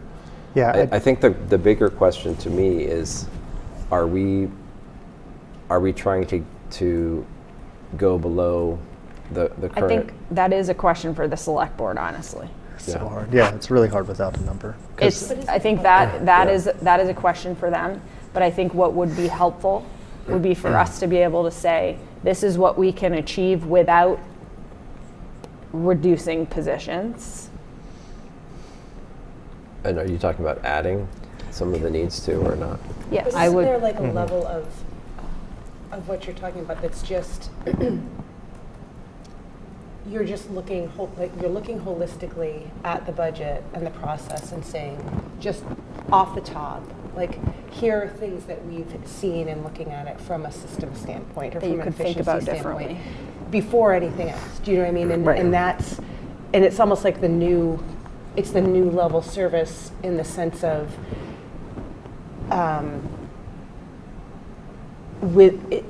staffing, everything else stays the same, but are there ways that you look at programmatic things, you look at processes, you look at those things and you say that's where these efficiencies are being gained, and then that's where you are. You know, I don't know how much of a difference that is. It sounds like there could be some, based on some of the That's things what that we've I'm talked about. trying but- to say. Yeah, so then Yeah. that's the true I feel like we number. should definitely do that. Right, and I want to And make then sure like we that's what maybe we're should starting only with. go further than that, not knowing how much that, what Amanda just described better than I did, not knowing how far that gets us. Quite honestly, because we've all said that we've formally presented what we need, you know? Beyond efficiencies that are just good to do anyway, in a sense, right? And that I might think already that- be there. I Like, mean, I don't I know will if say that's that- already accounted for in that level. So, like, you might say, nope, what we Some of presented them might already? be there, some Right, it's already done. So I don't want to I assume think that it hasn't. if Just- the, well, I'm just going to say this. If where we end up with the select board is needing to maybe do this full million in cuts, if that's if they say this is we can this is 600,000. better, this is more 600. like what we 600. right, which but Yeah, which yeah. requires Yeah, $1 yeah. million of cuts Yes. to our level Right. service Yes. and allows us to bring the ask down by 600,000. You know, if that's something that they respond to say, we can work with that, it will be the select board's, like, I feel like at that time, we'll have to look at what the actual position reductions are that would require. So in And if that that- case, we would wait. We would I not. would lead with your FY level service request if you can fit in the requests on page 3 into that and keep that number the same, because that's your level 73. service The budget. But you've gone through it and incorporated some of that. You were able to find inefficiencies and move things around, or and still go with that number. If they say that's impossible, right, then you can always Then go to they're- that. That's the next one, But I Then think having that, They are deciding that we are going to need to yes. Yeah. make But some cuts. I think us Yeah. showing that we're being efficient Yeah. in a way and also incorporating our needs-based budget shows that we are being efficient, right? Yeah. Without making deep cuts, Right. right? So I think but then, then that's the next conversation. But I think we should lead with what we need at the end of the day.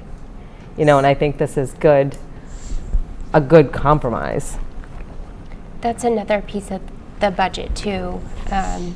We've talked a lot about level service, but we presented the level service budget in November, but we also presented the needs above level service in December.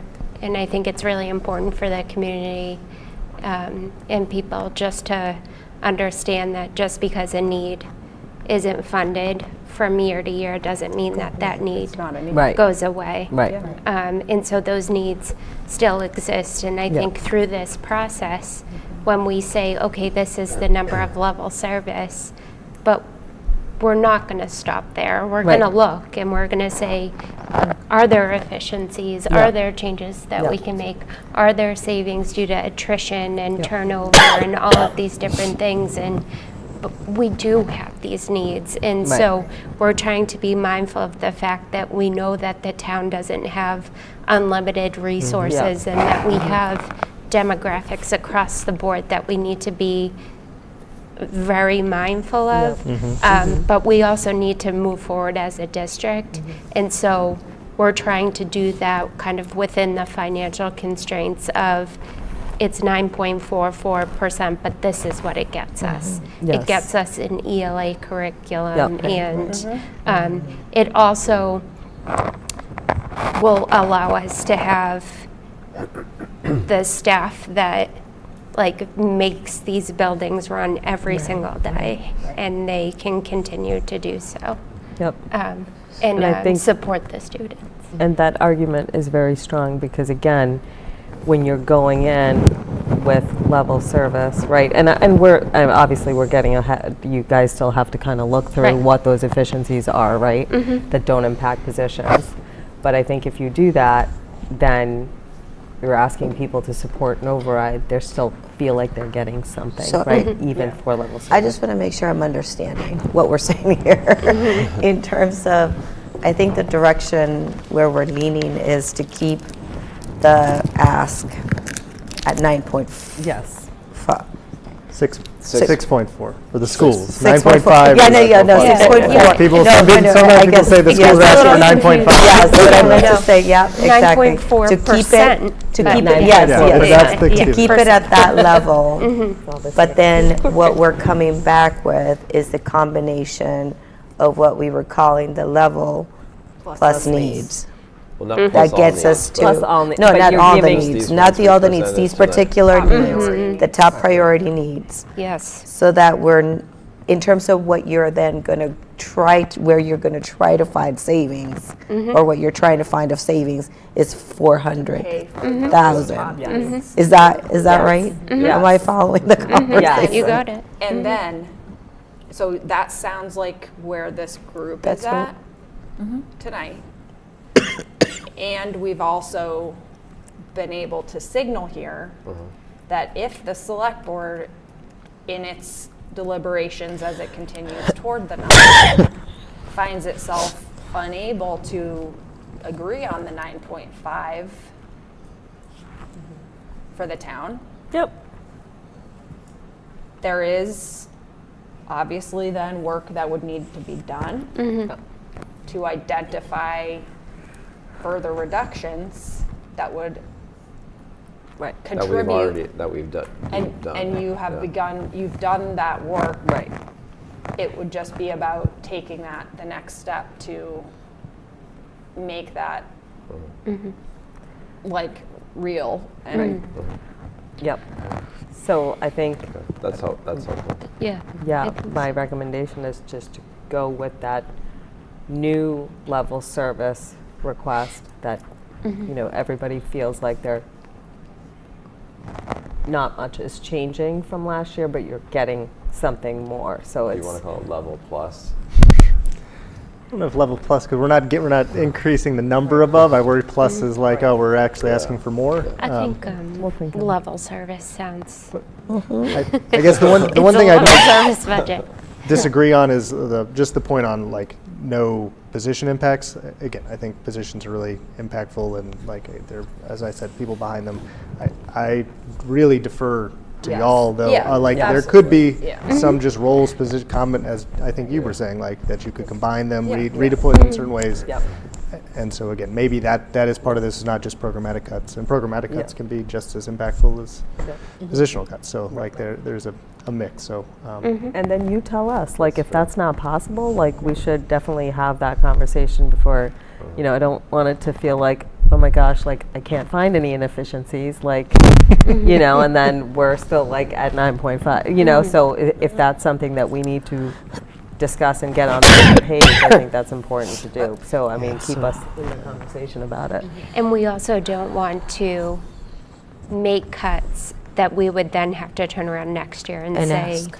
Yeah. oops, Yeah. we Right, made a mistake. exactly. Yeah. Absolutely And so not. we're Yeah. just making sure that the cuts that we're making are sustainable, Yep.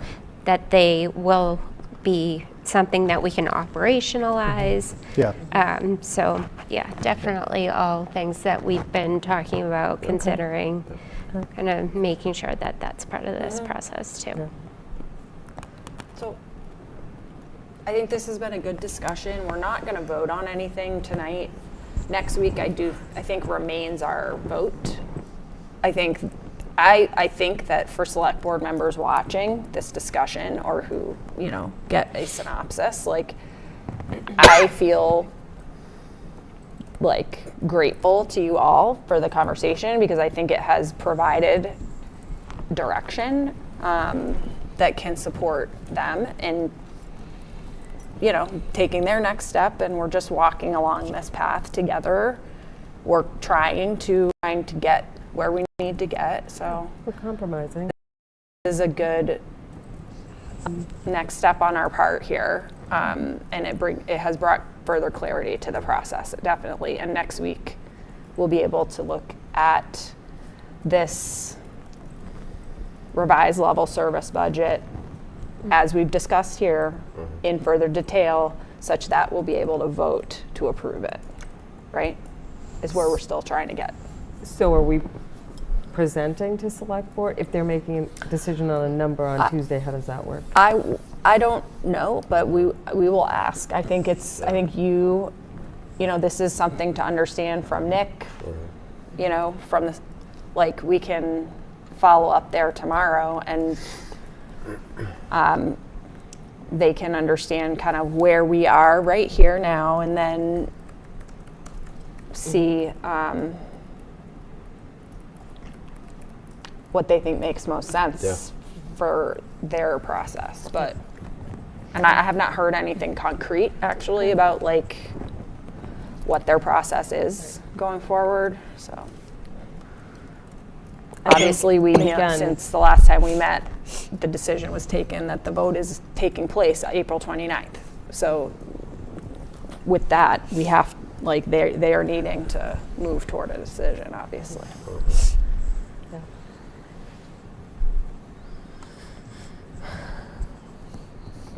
Okay. Thanks for all the work Yeah. that you're doing. Yeah. It's a lot.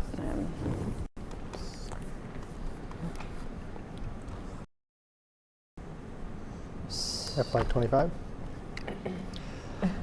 Great. Budget update FY25. So Wednesday we had a finance meeting early this morning where we talked about FY26. We had one on Monday where we talked about FY25. That was our, again, first time to discuss that since our select board presentation. So it was helpful. Katie brought kind of an update as kind of where we stand with some of the action steps that were previously shared at the select board meeting and previously discussed at the school committee meeting around PO freezes, hiring freezes, reducing POs from consolidated facilities, supplemental funding from the state potentially, all things like that. So we got an update on that. Overall, again, they're moving forward with doing things that is reducing what is the projected deficit that will arise at the end of the year. Still are not at zero based upon kind of the current planning. So a couple things to share there. We talked a bit about the technology kind of potential request to ask capital to kind of defer our payment for next year and move it into this year. Not 100% sure if capital will do that, the town will do that. So talked about that a bit. I know Katie shared more also about the Special Education Stabilization Fund, as she shared a little bit tonight. And so I think from my perspective within that group, like there was a lot of interest in moving forward with that next year and really talking about how do we establish that, again, as it relates to creating kind of sustainable best practices and how do we create systems that help us avoid us being in the situation we are right now. That will require cooperation with the town and will require cooperation, specifically with the select board. So that is work that is not going to be able to impact the current year FY25 gap, but something that we can look at for next year to address this in the future. Coming out of the meeting, we still talked to Peter around kind of the need for a plan that gets us to zero as much as it might hurt. But we need that plan so that this committee as a whole can review it and discuss it and then talk through, what are our next steps in terms of implementing that or alternatives, such as having further conversations with the select board or the town administrator for other options other than cuts to programming, whatever those might be. So that is on the docket for kind of further discussion next week.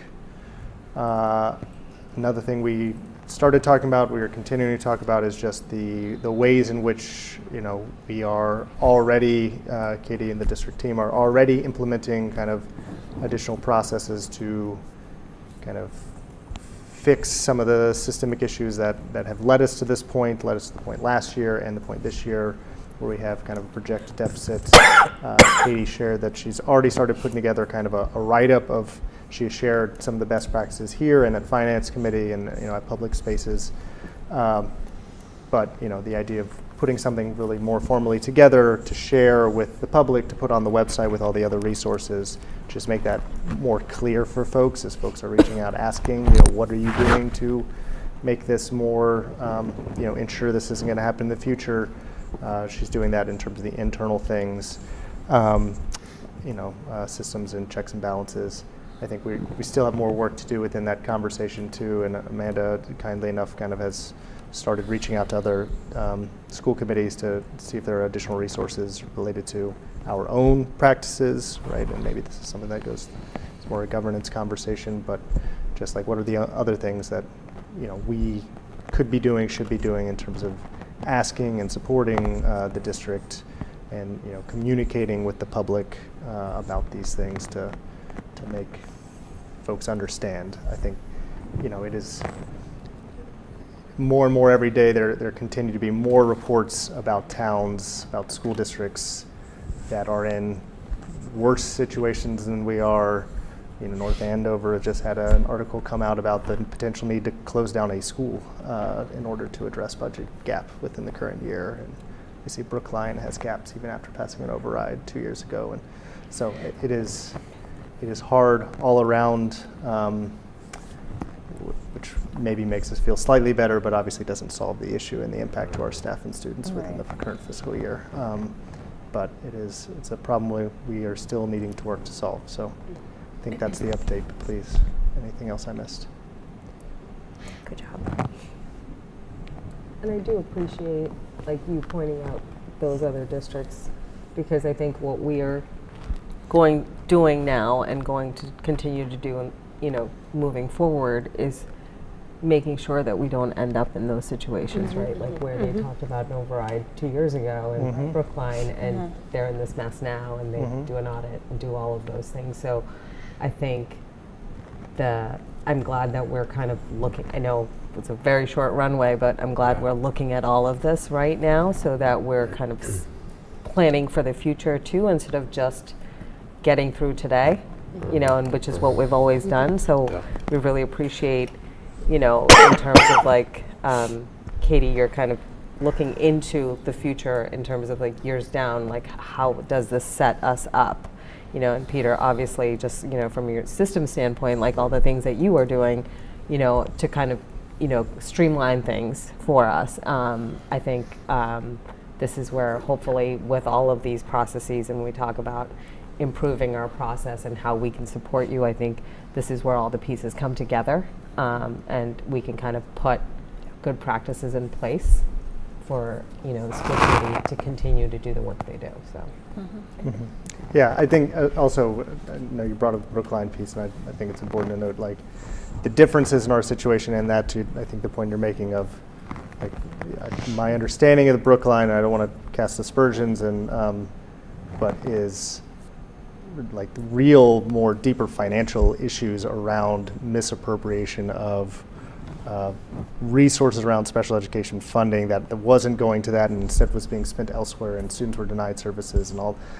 So I just say, like, when we are, and I did it obviously just now, comparing ourselves to that, like, that is not our situation. Like, we are to, I think the point you're making, like, we are not there. We know what the situation is with us, which is just that our expenses within particular line items are mandated expenses we can't curb, we can't just stop, and they were greater than, we had bad budget practices, and that they were much greater than what we budgeted for. Right. And that's what she's actually looking at, exactly what she's setting up, which is the process. Yes. Right. So that we're not taking from something else and putting it over here so that we're denying services and so on and so forth. We're budgeting accurately. Yes. So that we're not in that position down the road. So, right. Yes. And so I just really appreciate that level of thinking and thoughtfulness that is going into this. So that's why, again, it's like when I'm looking at this, it's like what we're trying to save is not that much. It's not a huge amount. That's why it's like, all right, let's just go with what we need. Is it really worth that? Right. Yeah. Right. That's the way in which it's a cost benefit analysis that the select board is needing to do, as far as like what is the benefit of cutting that cost? Is it worth what you're saving? Right. It may not be, but you're right. Yeah, and it's, at the end of the day, it's not just, it's more than, we're not just giving last year's, we've completely reconfigured a lot of things. So it's not just from, it's not a rolling over. It's not a rolling over. It's like we've looked at a lot of different things and setting us up so that we're not, seeing these huge increases next year or the year after and stuff. So again, I think that's the message there too. So it's not just, hey, this is our level service, but there's a whole component that goes with it, which is what got us to this number. There's been so many people that have been involved in the process. We talk a lot about the work that we're doing with the principals and the central office team, our curriculum coordinators. There's just been so many people just within the school department, and people are really engaged. And I think the more that people are engaged in the budget process and the work that we're doing, they're taking accountability for it, right? Yes. And they're realizing like the cost benefit analysis and like this is what it truly means. This is what the budget is. This is kind of like I am responsible for this, and so I want to make sure that I am using this money. It's kind of like an allowance when you're young, right? Like I want to make sure that I'm spending my money on the best possible thing, and I think that that's a shift from when I first started, even just a few short months ago. The fact that people are actually talking about it. They're talking about the budget. We're talking about it in every conversation now, and that's a shift. That's an improvement that will continue, and that's going to help us. It really is. That's going to help us so much moving forward, just in the fact that having the community trust us, that this truly is, we're mindful of the fact that this is a community resource. The schools really are a community resource. So I just want to thank everyone too that has been a part of the process. I feel at times I'm definitely a broken record when I talk about the budget, but it's a lot of work. So thank you to everyone for listening to me all the time. And I think this is Totally where painful, the I'm more, sure. more involvement from staff on the budget, and that it's part of, because it supports everything you do, right? Yeah. And so I think that's, again, is a great way to build community support behind it. So I think those conversations shouldn't be just you kind of working on it by yourself, but you're working on it together, and there's an understanding that comes with it, right? And appreciate you involving us in this process of figuring out and sharing these things and letting us, have this discussion and get to the point, because that's how we make a strong case for it too. Right. So.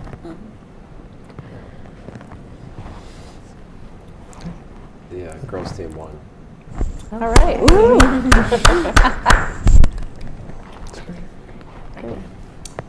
That's it for the finance report. I do have, is it on the agenda, a vote? We don't have We the don't vote have for the them warrant. on here All right. somehow. Sorry, Sorry. Gail. Apologize. We will make sure they're on there next week. Oh, that's right. Okay, so policy. So we did not have a meeting since our last meeting. Our next meeting's not till mid-March, but I think it was the Title IX policies that were requested from the last meeting with the red line, so you could see the changes that were in there. Yeah, they're there.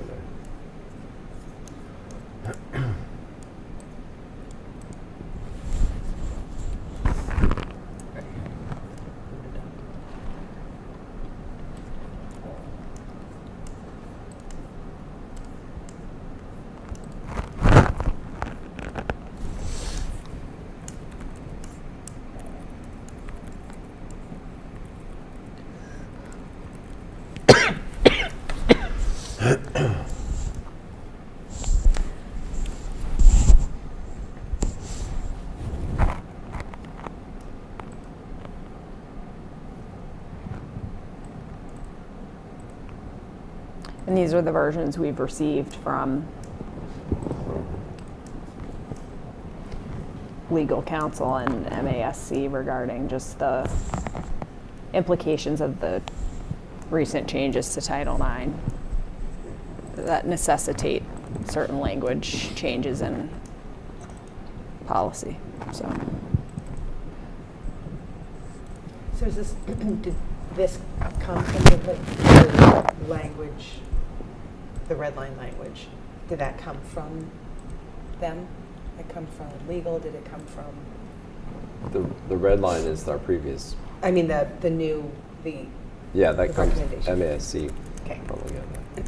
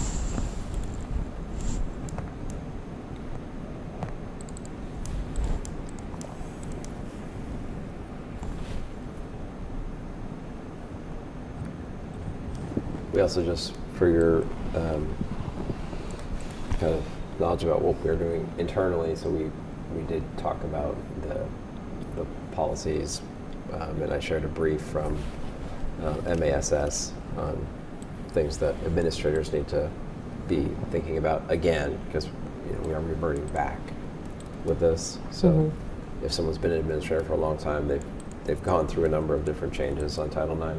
Okay. So the procedure is different than what we've been living with for the last 4 years, so it's a return. But can you speak to the impact, can you speak to the relationship, I guess, between the changes we have here from Title IX, which is that sex-based discrimination is no longer included, right? But in terms of what that means for us in Massachusetts, what is the...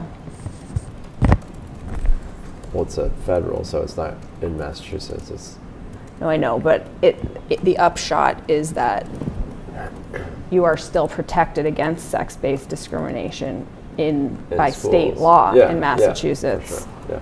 It's just you are no longer citing Title IX Or as... going through the Title IX process. Or going through that Yeah. process. So I just want to make sure as we prepare to accept these changes, which we are required to accept because they are just based on what the law is, I think it's going to be, so I'm glad you're working with staff, and I think we need to make sure the community understands that the protection is not going away. The source of the protection is just sort of shifting focus, and we've always had it. Now, I don't know, not always, but we have had it in both places. Now we are fortunate to have it in our state law, even if it is not at this time in our federal law.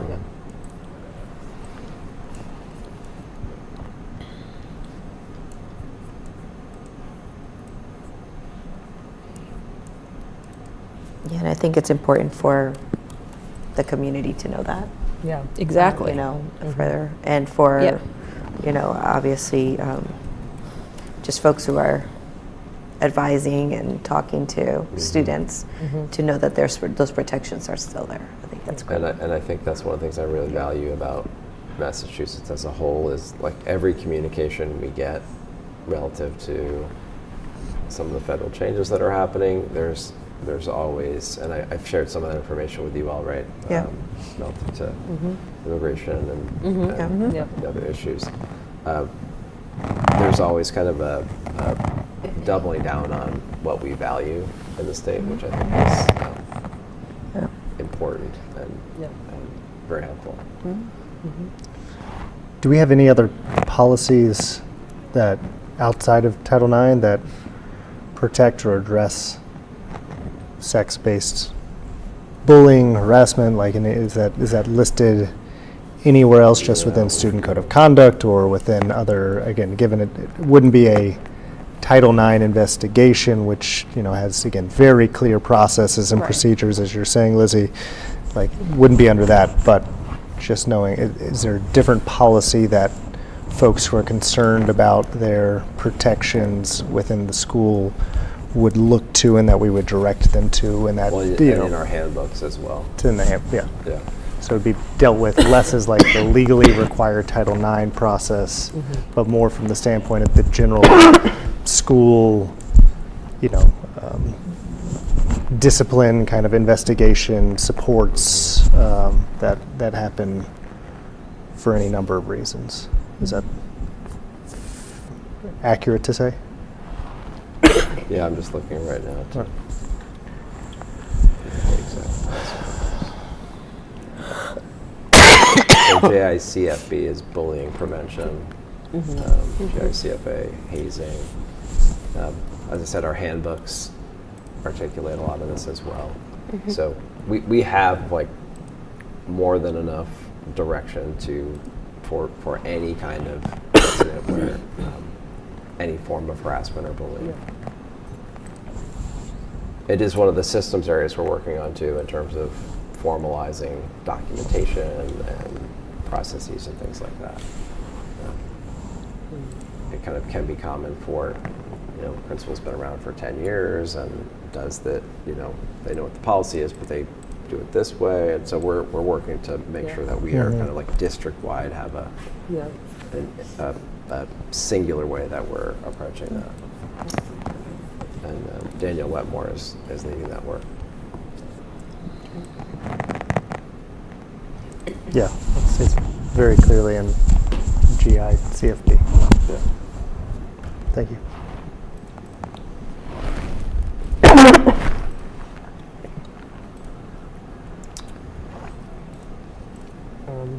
Then can I go ahead and make the motion? Okay. Using the expedited approval process, motion is made to approve the following policies. Policy AC, non-discrimination policy, including harassment and retaliation. Policy AC-R, non-discrimination policy, including harassment and retaliation. Policy ACAB, sexual harassment. Second. Thank you. All in favor?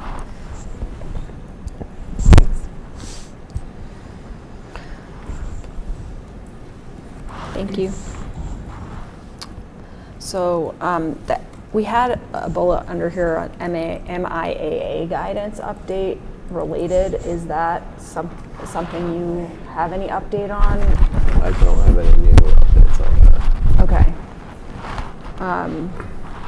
Maybe we can sort of keep on that to make sure that we're up to date as far as how this is being addressed in the context of, again, Massachusetts, and how we as a district can then be speaking about it. Yep.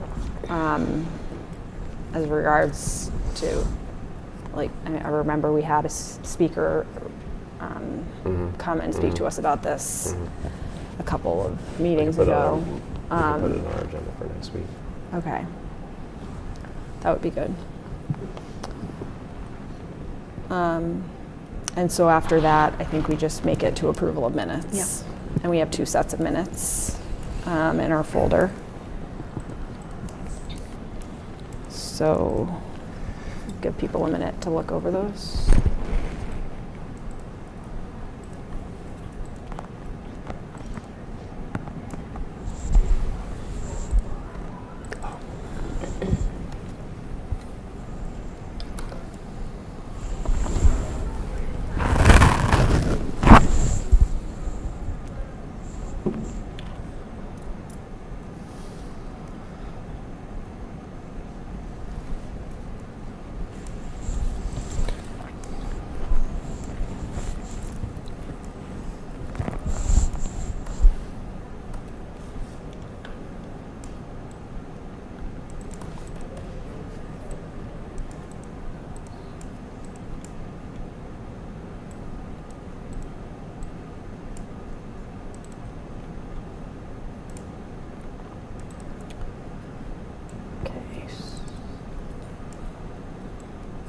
Any edits, changes?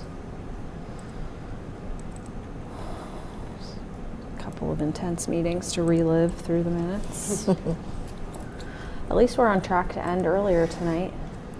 I think Since after we the were last only 2 here, nights, we were only here till 11:45 last night for town meeting. Oh, I never heard how. Yeah, it was late. Good I thought we were going to times. be here till 11 tonight. I was like, I know, I'm gonna have to sit in the parking lot, so my babysitter still gets paid something.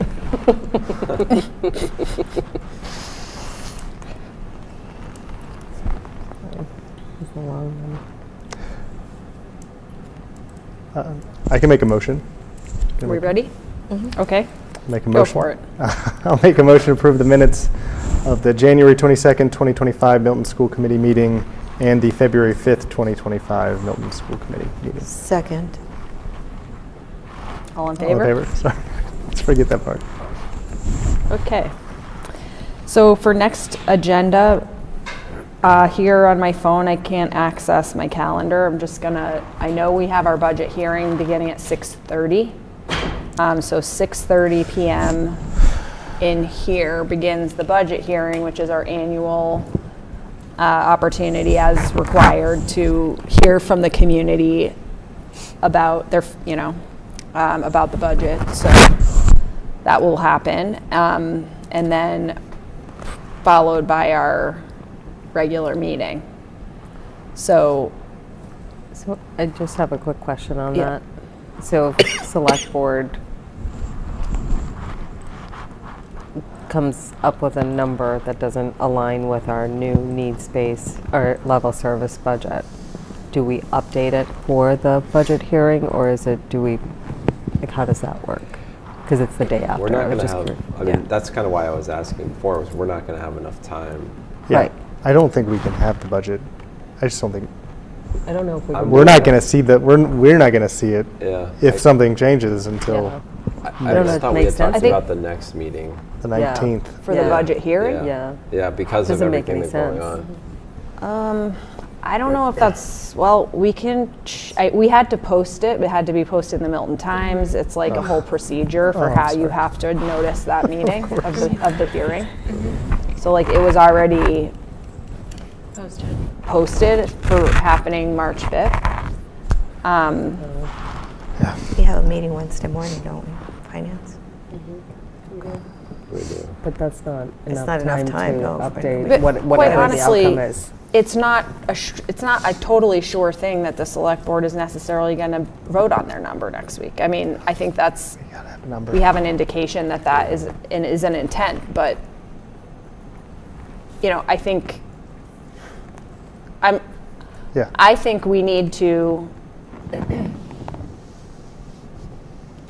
to arrive at a place where we can like approve our budget request. If the timeline of the select board means we have to make adjustments to it, then we'll have to do that, I guess. But the budget hearing, here's another thing actually. I'm thinking out loud. We can have the budget here. Can we have the budget hearing like next week, even if we don't formally vote on the budget at next week's meeting? I think the main thing was that we have the budget hearing like Yes, that's before true. we technically vote. So actually, let's back up and just say, why don't we we'll keep our budget hearing next week? That's an important opportunity where members of the community can come speak to us about their concerns or thoughts on our budget.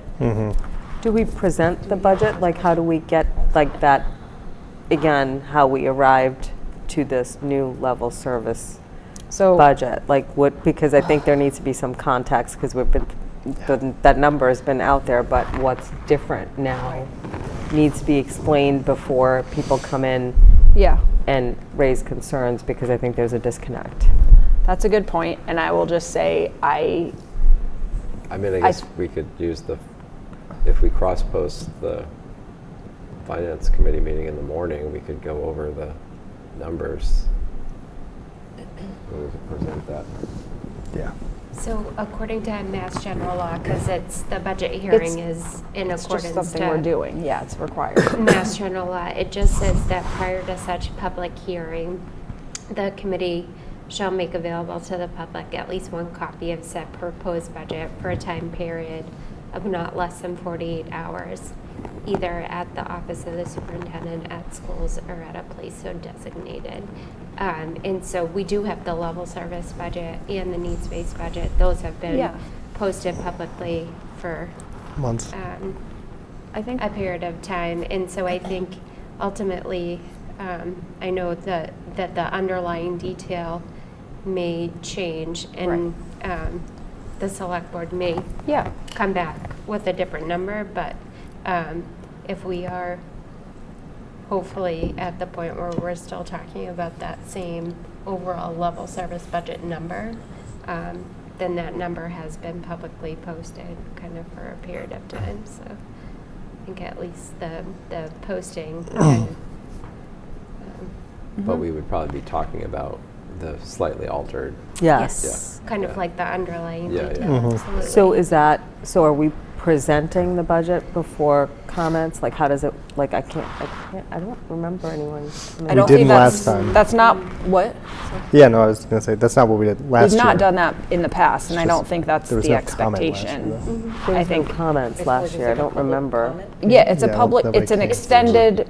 It's essentially it's an Just might be our mornings past here, practice and obviously was it's to over. have it be 15 minutes before the meeting, and I thought, given where we're at, we should make that 30 minutes before the meeting. So that's why 6:30, and that is what it is. It's extended public comment on the topic of the budget. So if people wanted to speak on public comment on other topics other than the budget, they would be welcome to do that at the regular public comment in our regular meeting. Yeah. This is purely on the budget, and to your point, Anna, I think the expectation is that since the materials have been shared, they're out there, people are expected who want to come to share a view, like they have done their homework, so to speak, and they kind of have the access to the information, and they're bringing us a So perspective. they would be commenting on the previous versions. Or I guess what we discussed tonight, if they Yeah, watched they could. tonight's So discussion. I think that what I think might make sense, and maybe we can follow up Yeah. on this, would be a communication, and maybe it's in the weekly email that goes out or whatever, but a clear message that's included that explains this is the budget hearing, it has been posted for this date and time. Yeah. And again, drive people to the landing page where they can find all this information. And maybe we post there this meeting recording, Yeah. which is like if you want the latest sort of Discussion. With some iteration edits, of where yeah. the school committee is as of February 26th, like this is, you Oh. can watch this meeting, and then you can come and share your thoughts. I think that is reasonable. Yep.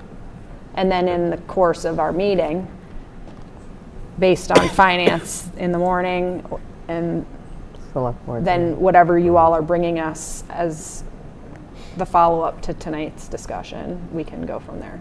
Yeah. I think we're all agreeing it's a little less than ideal, but that's the situation we are finding ourselves in, given The how fluid. situation is less than ideal.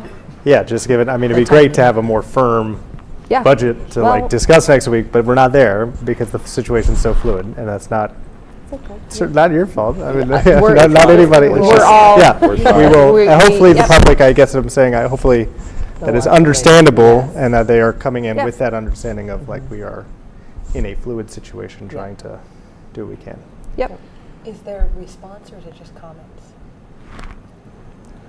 My, People have, is it, so in the same vein that we don't respond to public comment here, is it, I will double check to make sure that I have the proper language to frame the opening of the hearing. My recollection is that it's not a discussion so much as it's our opportunity to hear from people, to then incorporate feedback into our discussion, which we will then roll right into in Yeah. the meeting. Yeah, And- incorporate comment within the discussion. Exactly. Yeah. So to the extent questions, concerns are raised, we will have the opportunity to address those as we then discuss the budget from there, is my understanding. That's typically how it's been in my experience as well. As for other next meeting agenda items, I mean, clearly this is, again, going to be the main one. And we're going to work to develop the agenda for next week. tomorrow morning. So we'll just see what else there needs to be, but yes. This isn't quite a next week agenda item, but I think we talked prior to the break about, I mentioned this to you right before, but like about scheduling additional public sessions Forums, forums. Yep. And we were trying to get one before the break, but like knowing that was 5 o'clock, it was the best we were going to be able to do before everybody left, but trying Yep. to schedule more of those. I think we should, and I think it would be beneficial in this place we find ourselves, where we're very close to, I think my thought is next week's focus is this hearing, because Yep. that is an opportunity unto itself, and In past years, we've not had much attendance at that. You know, we definitely encourage people to come to that. Every district has to have it. You know, we invite people to come, share their thoughts online or in person. And then I think from there, when we have the clarity, you know, I think we should definitely schedule another sort of forum. And we had talked about having an online Yeah, that's right. option for people in addition for where there is an opportunity for more of the back and forth beyond the hybrid budget hearing opportunity. So yeah, I mean, do other people agree with that like we kind of get through next week and then schedule something additional from there? Yeah, I think to schedule additional ones, I think we need to be we need to know more, right? We're kind is of in what limbo right this- now, so yeah. we're We're less in flux. it'll create probably more confusion. So I think once we have a concrete idea, then we can advocate for that. Then we're just and messaging answer it. yes. But I think to do it any sooner, once we have that and had Katie We're very and the close, team has so, had yeah. time to really look at those, what the impacts are, and all of those things. I think because if people are coming at that point, they want to know more. And then I think also at that time, you know, really emphasizing the processes that, you know, you're putting in place. I think that message should be, you know, and kind of just saying, like, not just so that they can see it, like visually, like this is what, you know, and maybe it's even a little chart or you know, something where they can say, okay, this is what you're putting in place going forward. Yeah. You know, and I think those things are really important to kind of, you know, build trust and all of those things, even with the broader community in our district as well. So. Yep. I'll make sure to flag once the agenda is developed before it's posted. I'll just ping you guys so that since we haven't talked about other items, if there are other things, you'll tell me that you need to add them. But it's just next week, so I don't think we even have a lot of other like subcommittee activity taking place anyway. So A little bit of okay. a, 2 finance meetings. Okay, great. and they're all cross-posted, right? They are Thank cross-posted you. And in person. and in person. Okay. Yep, great. Okay. So with that, I'll make a motion to adjourn. Second. Second. All in favor? Okay, great. Thanks, everybody. Good night.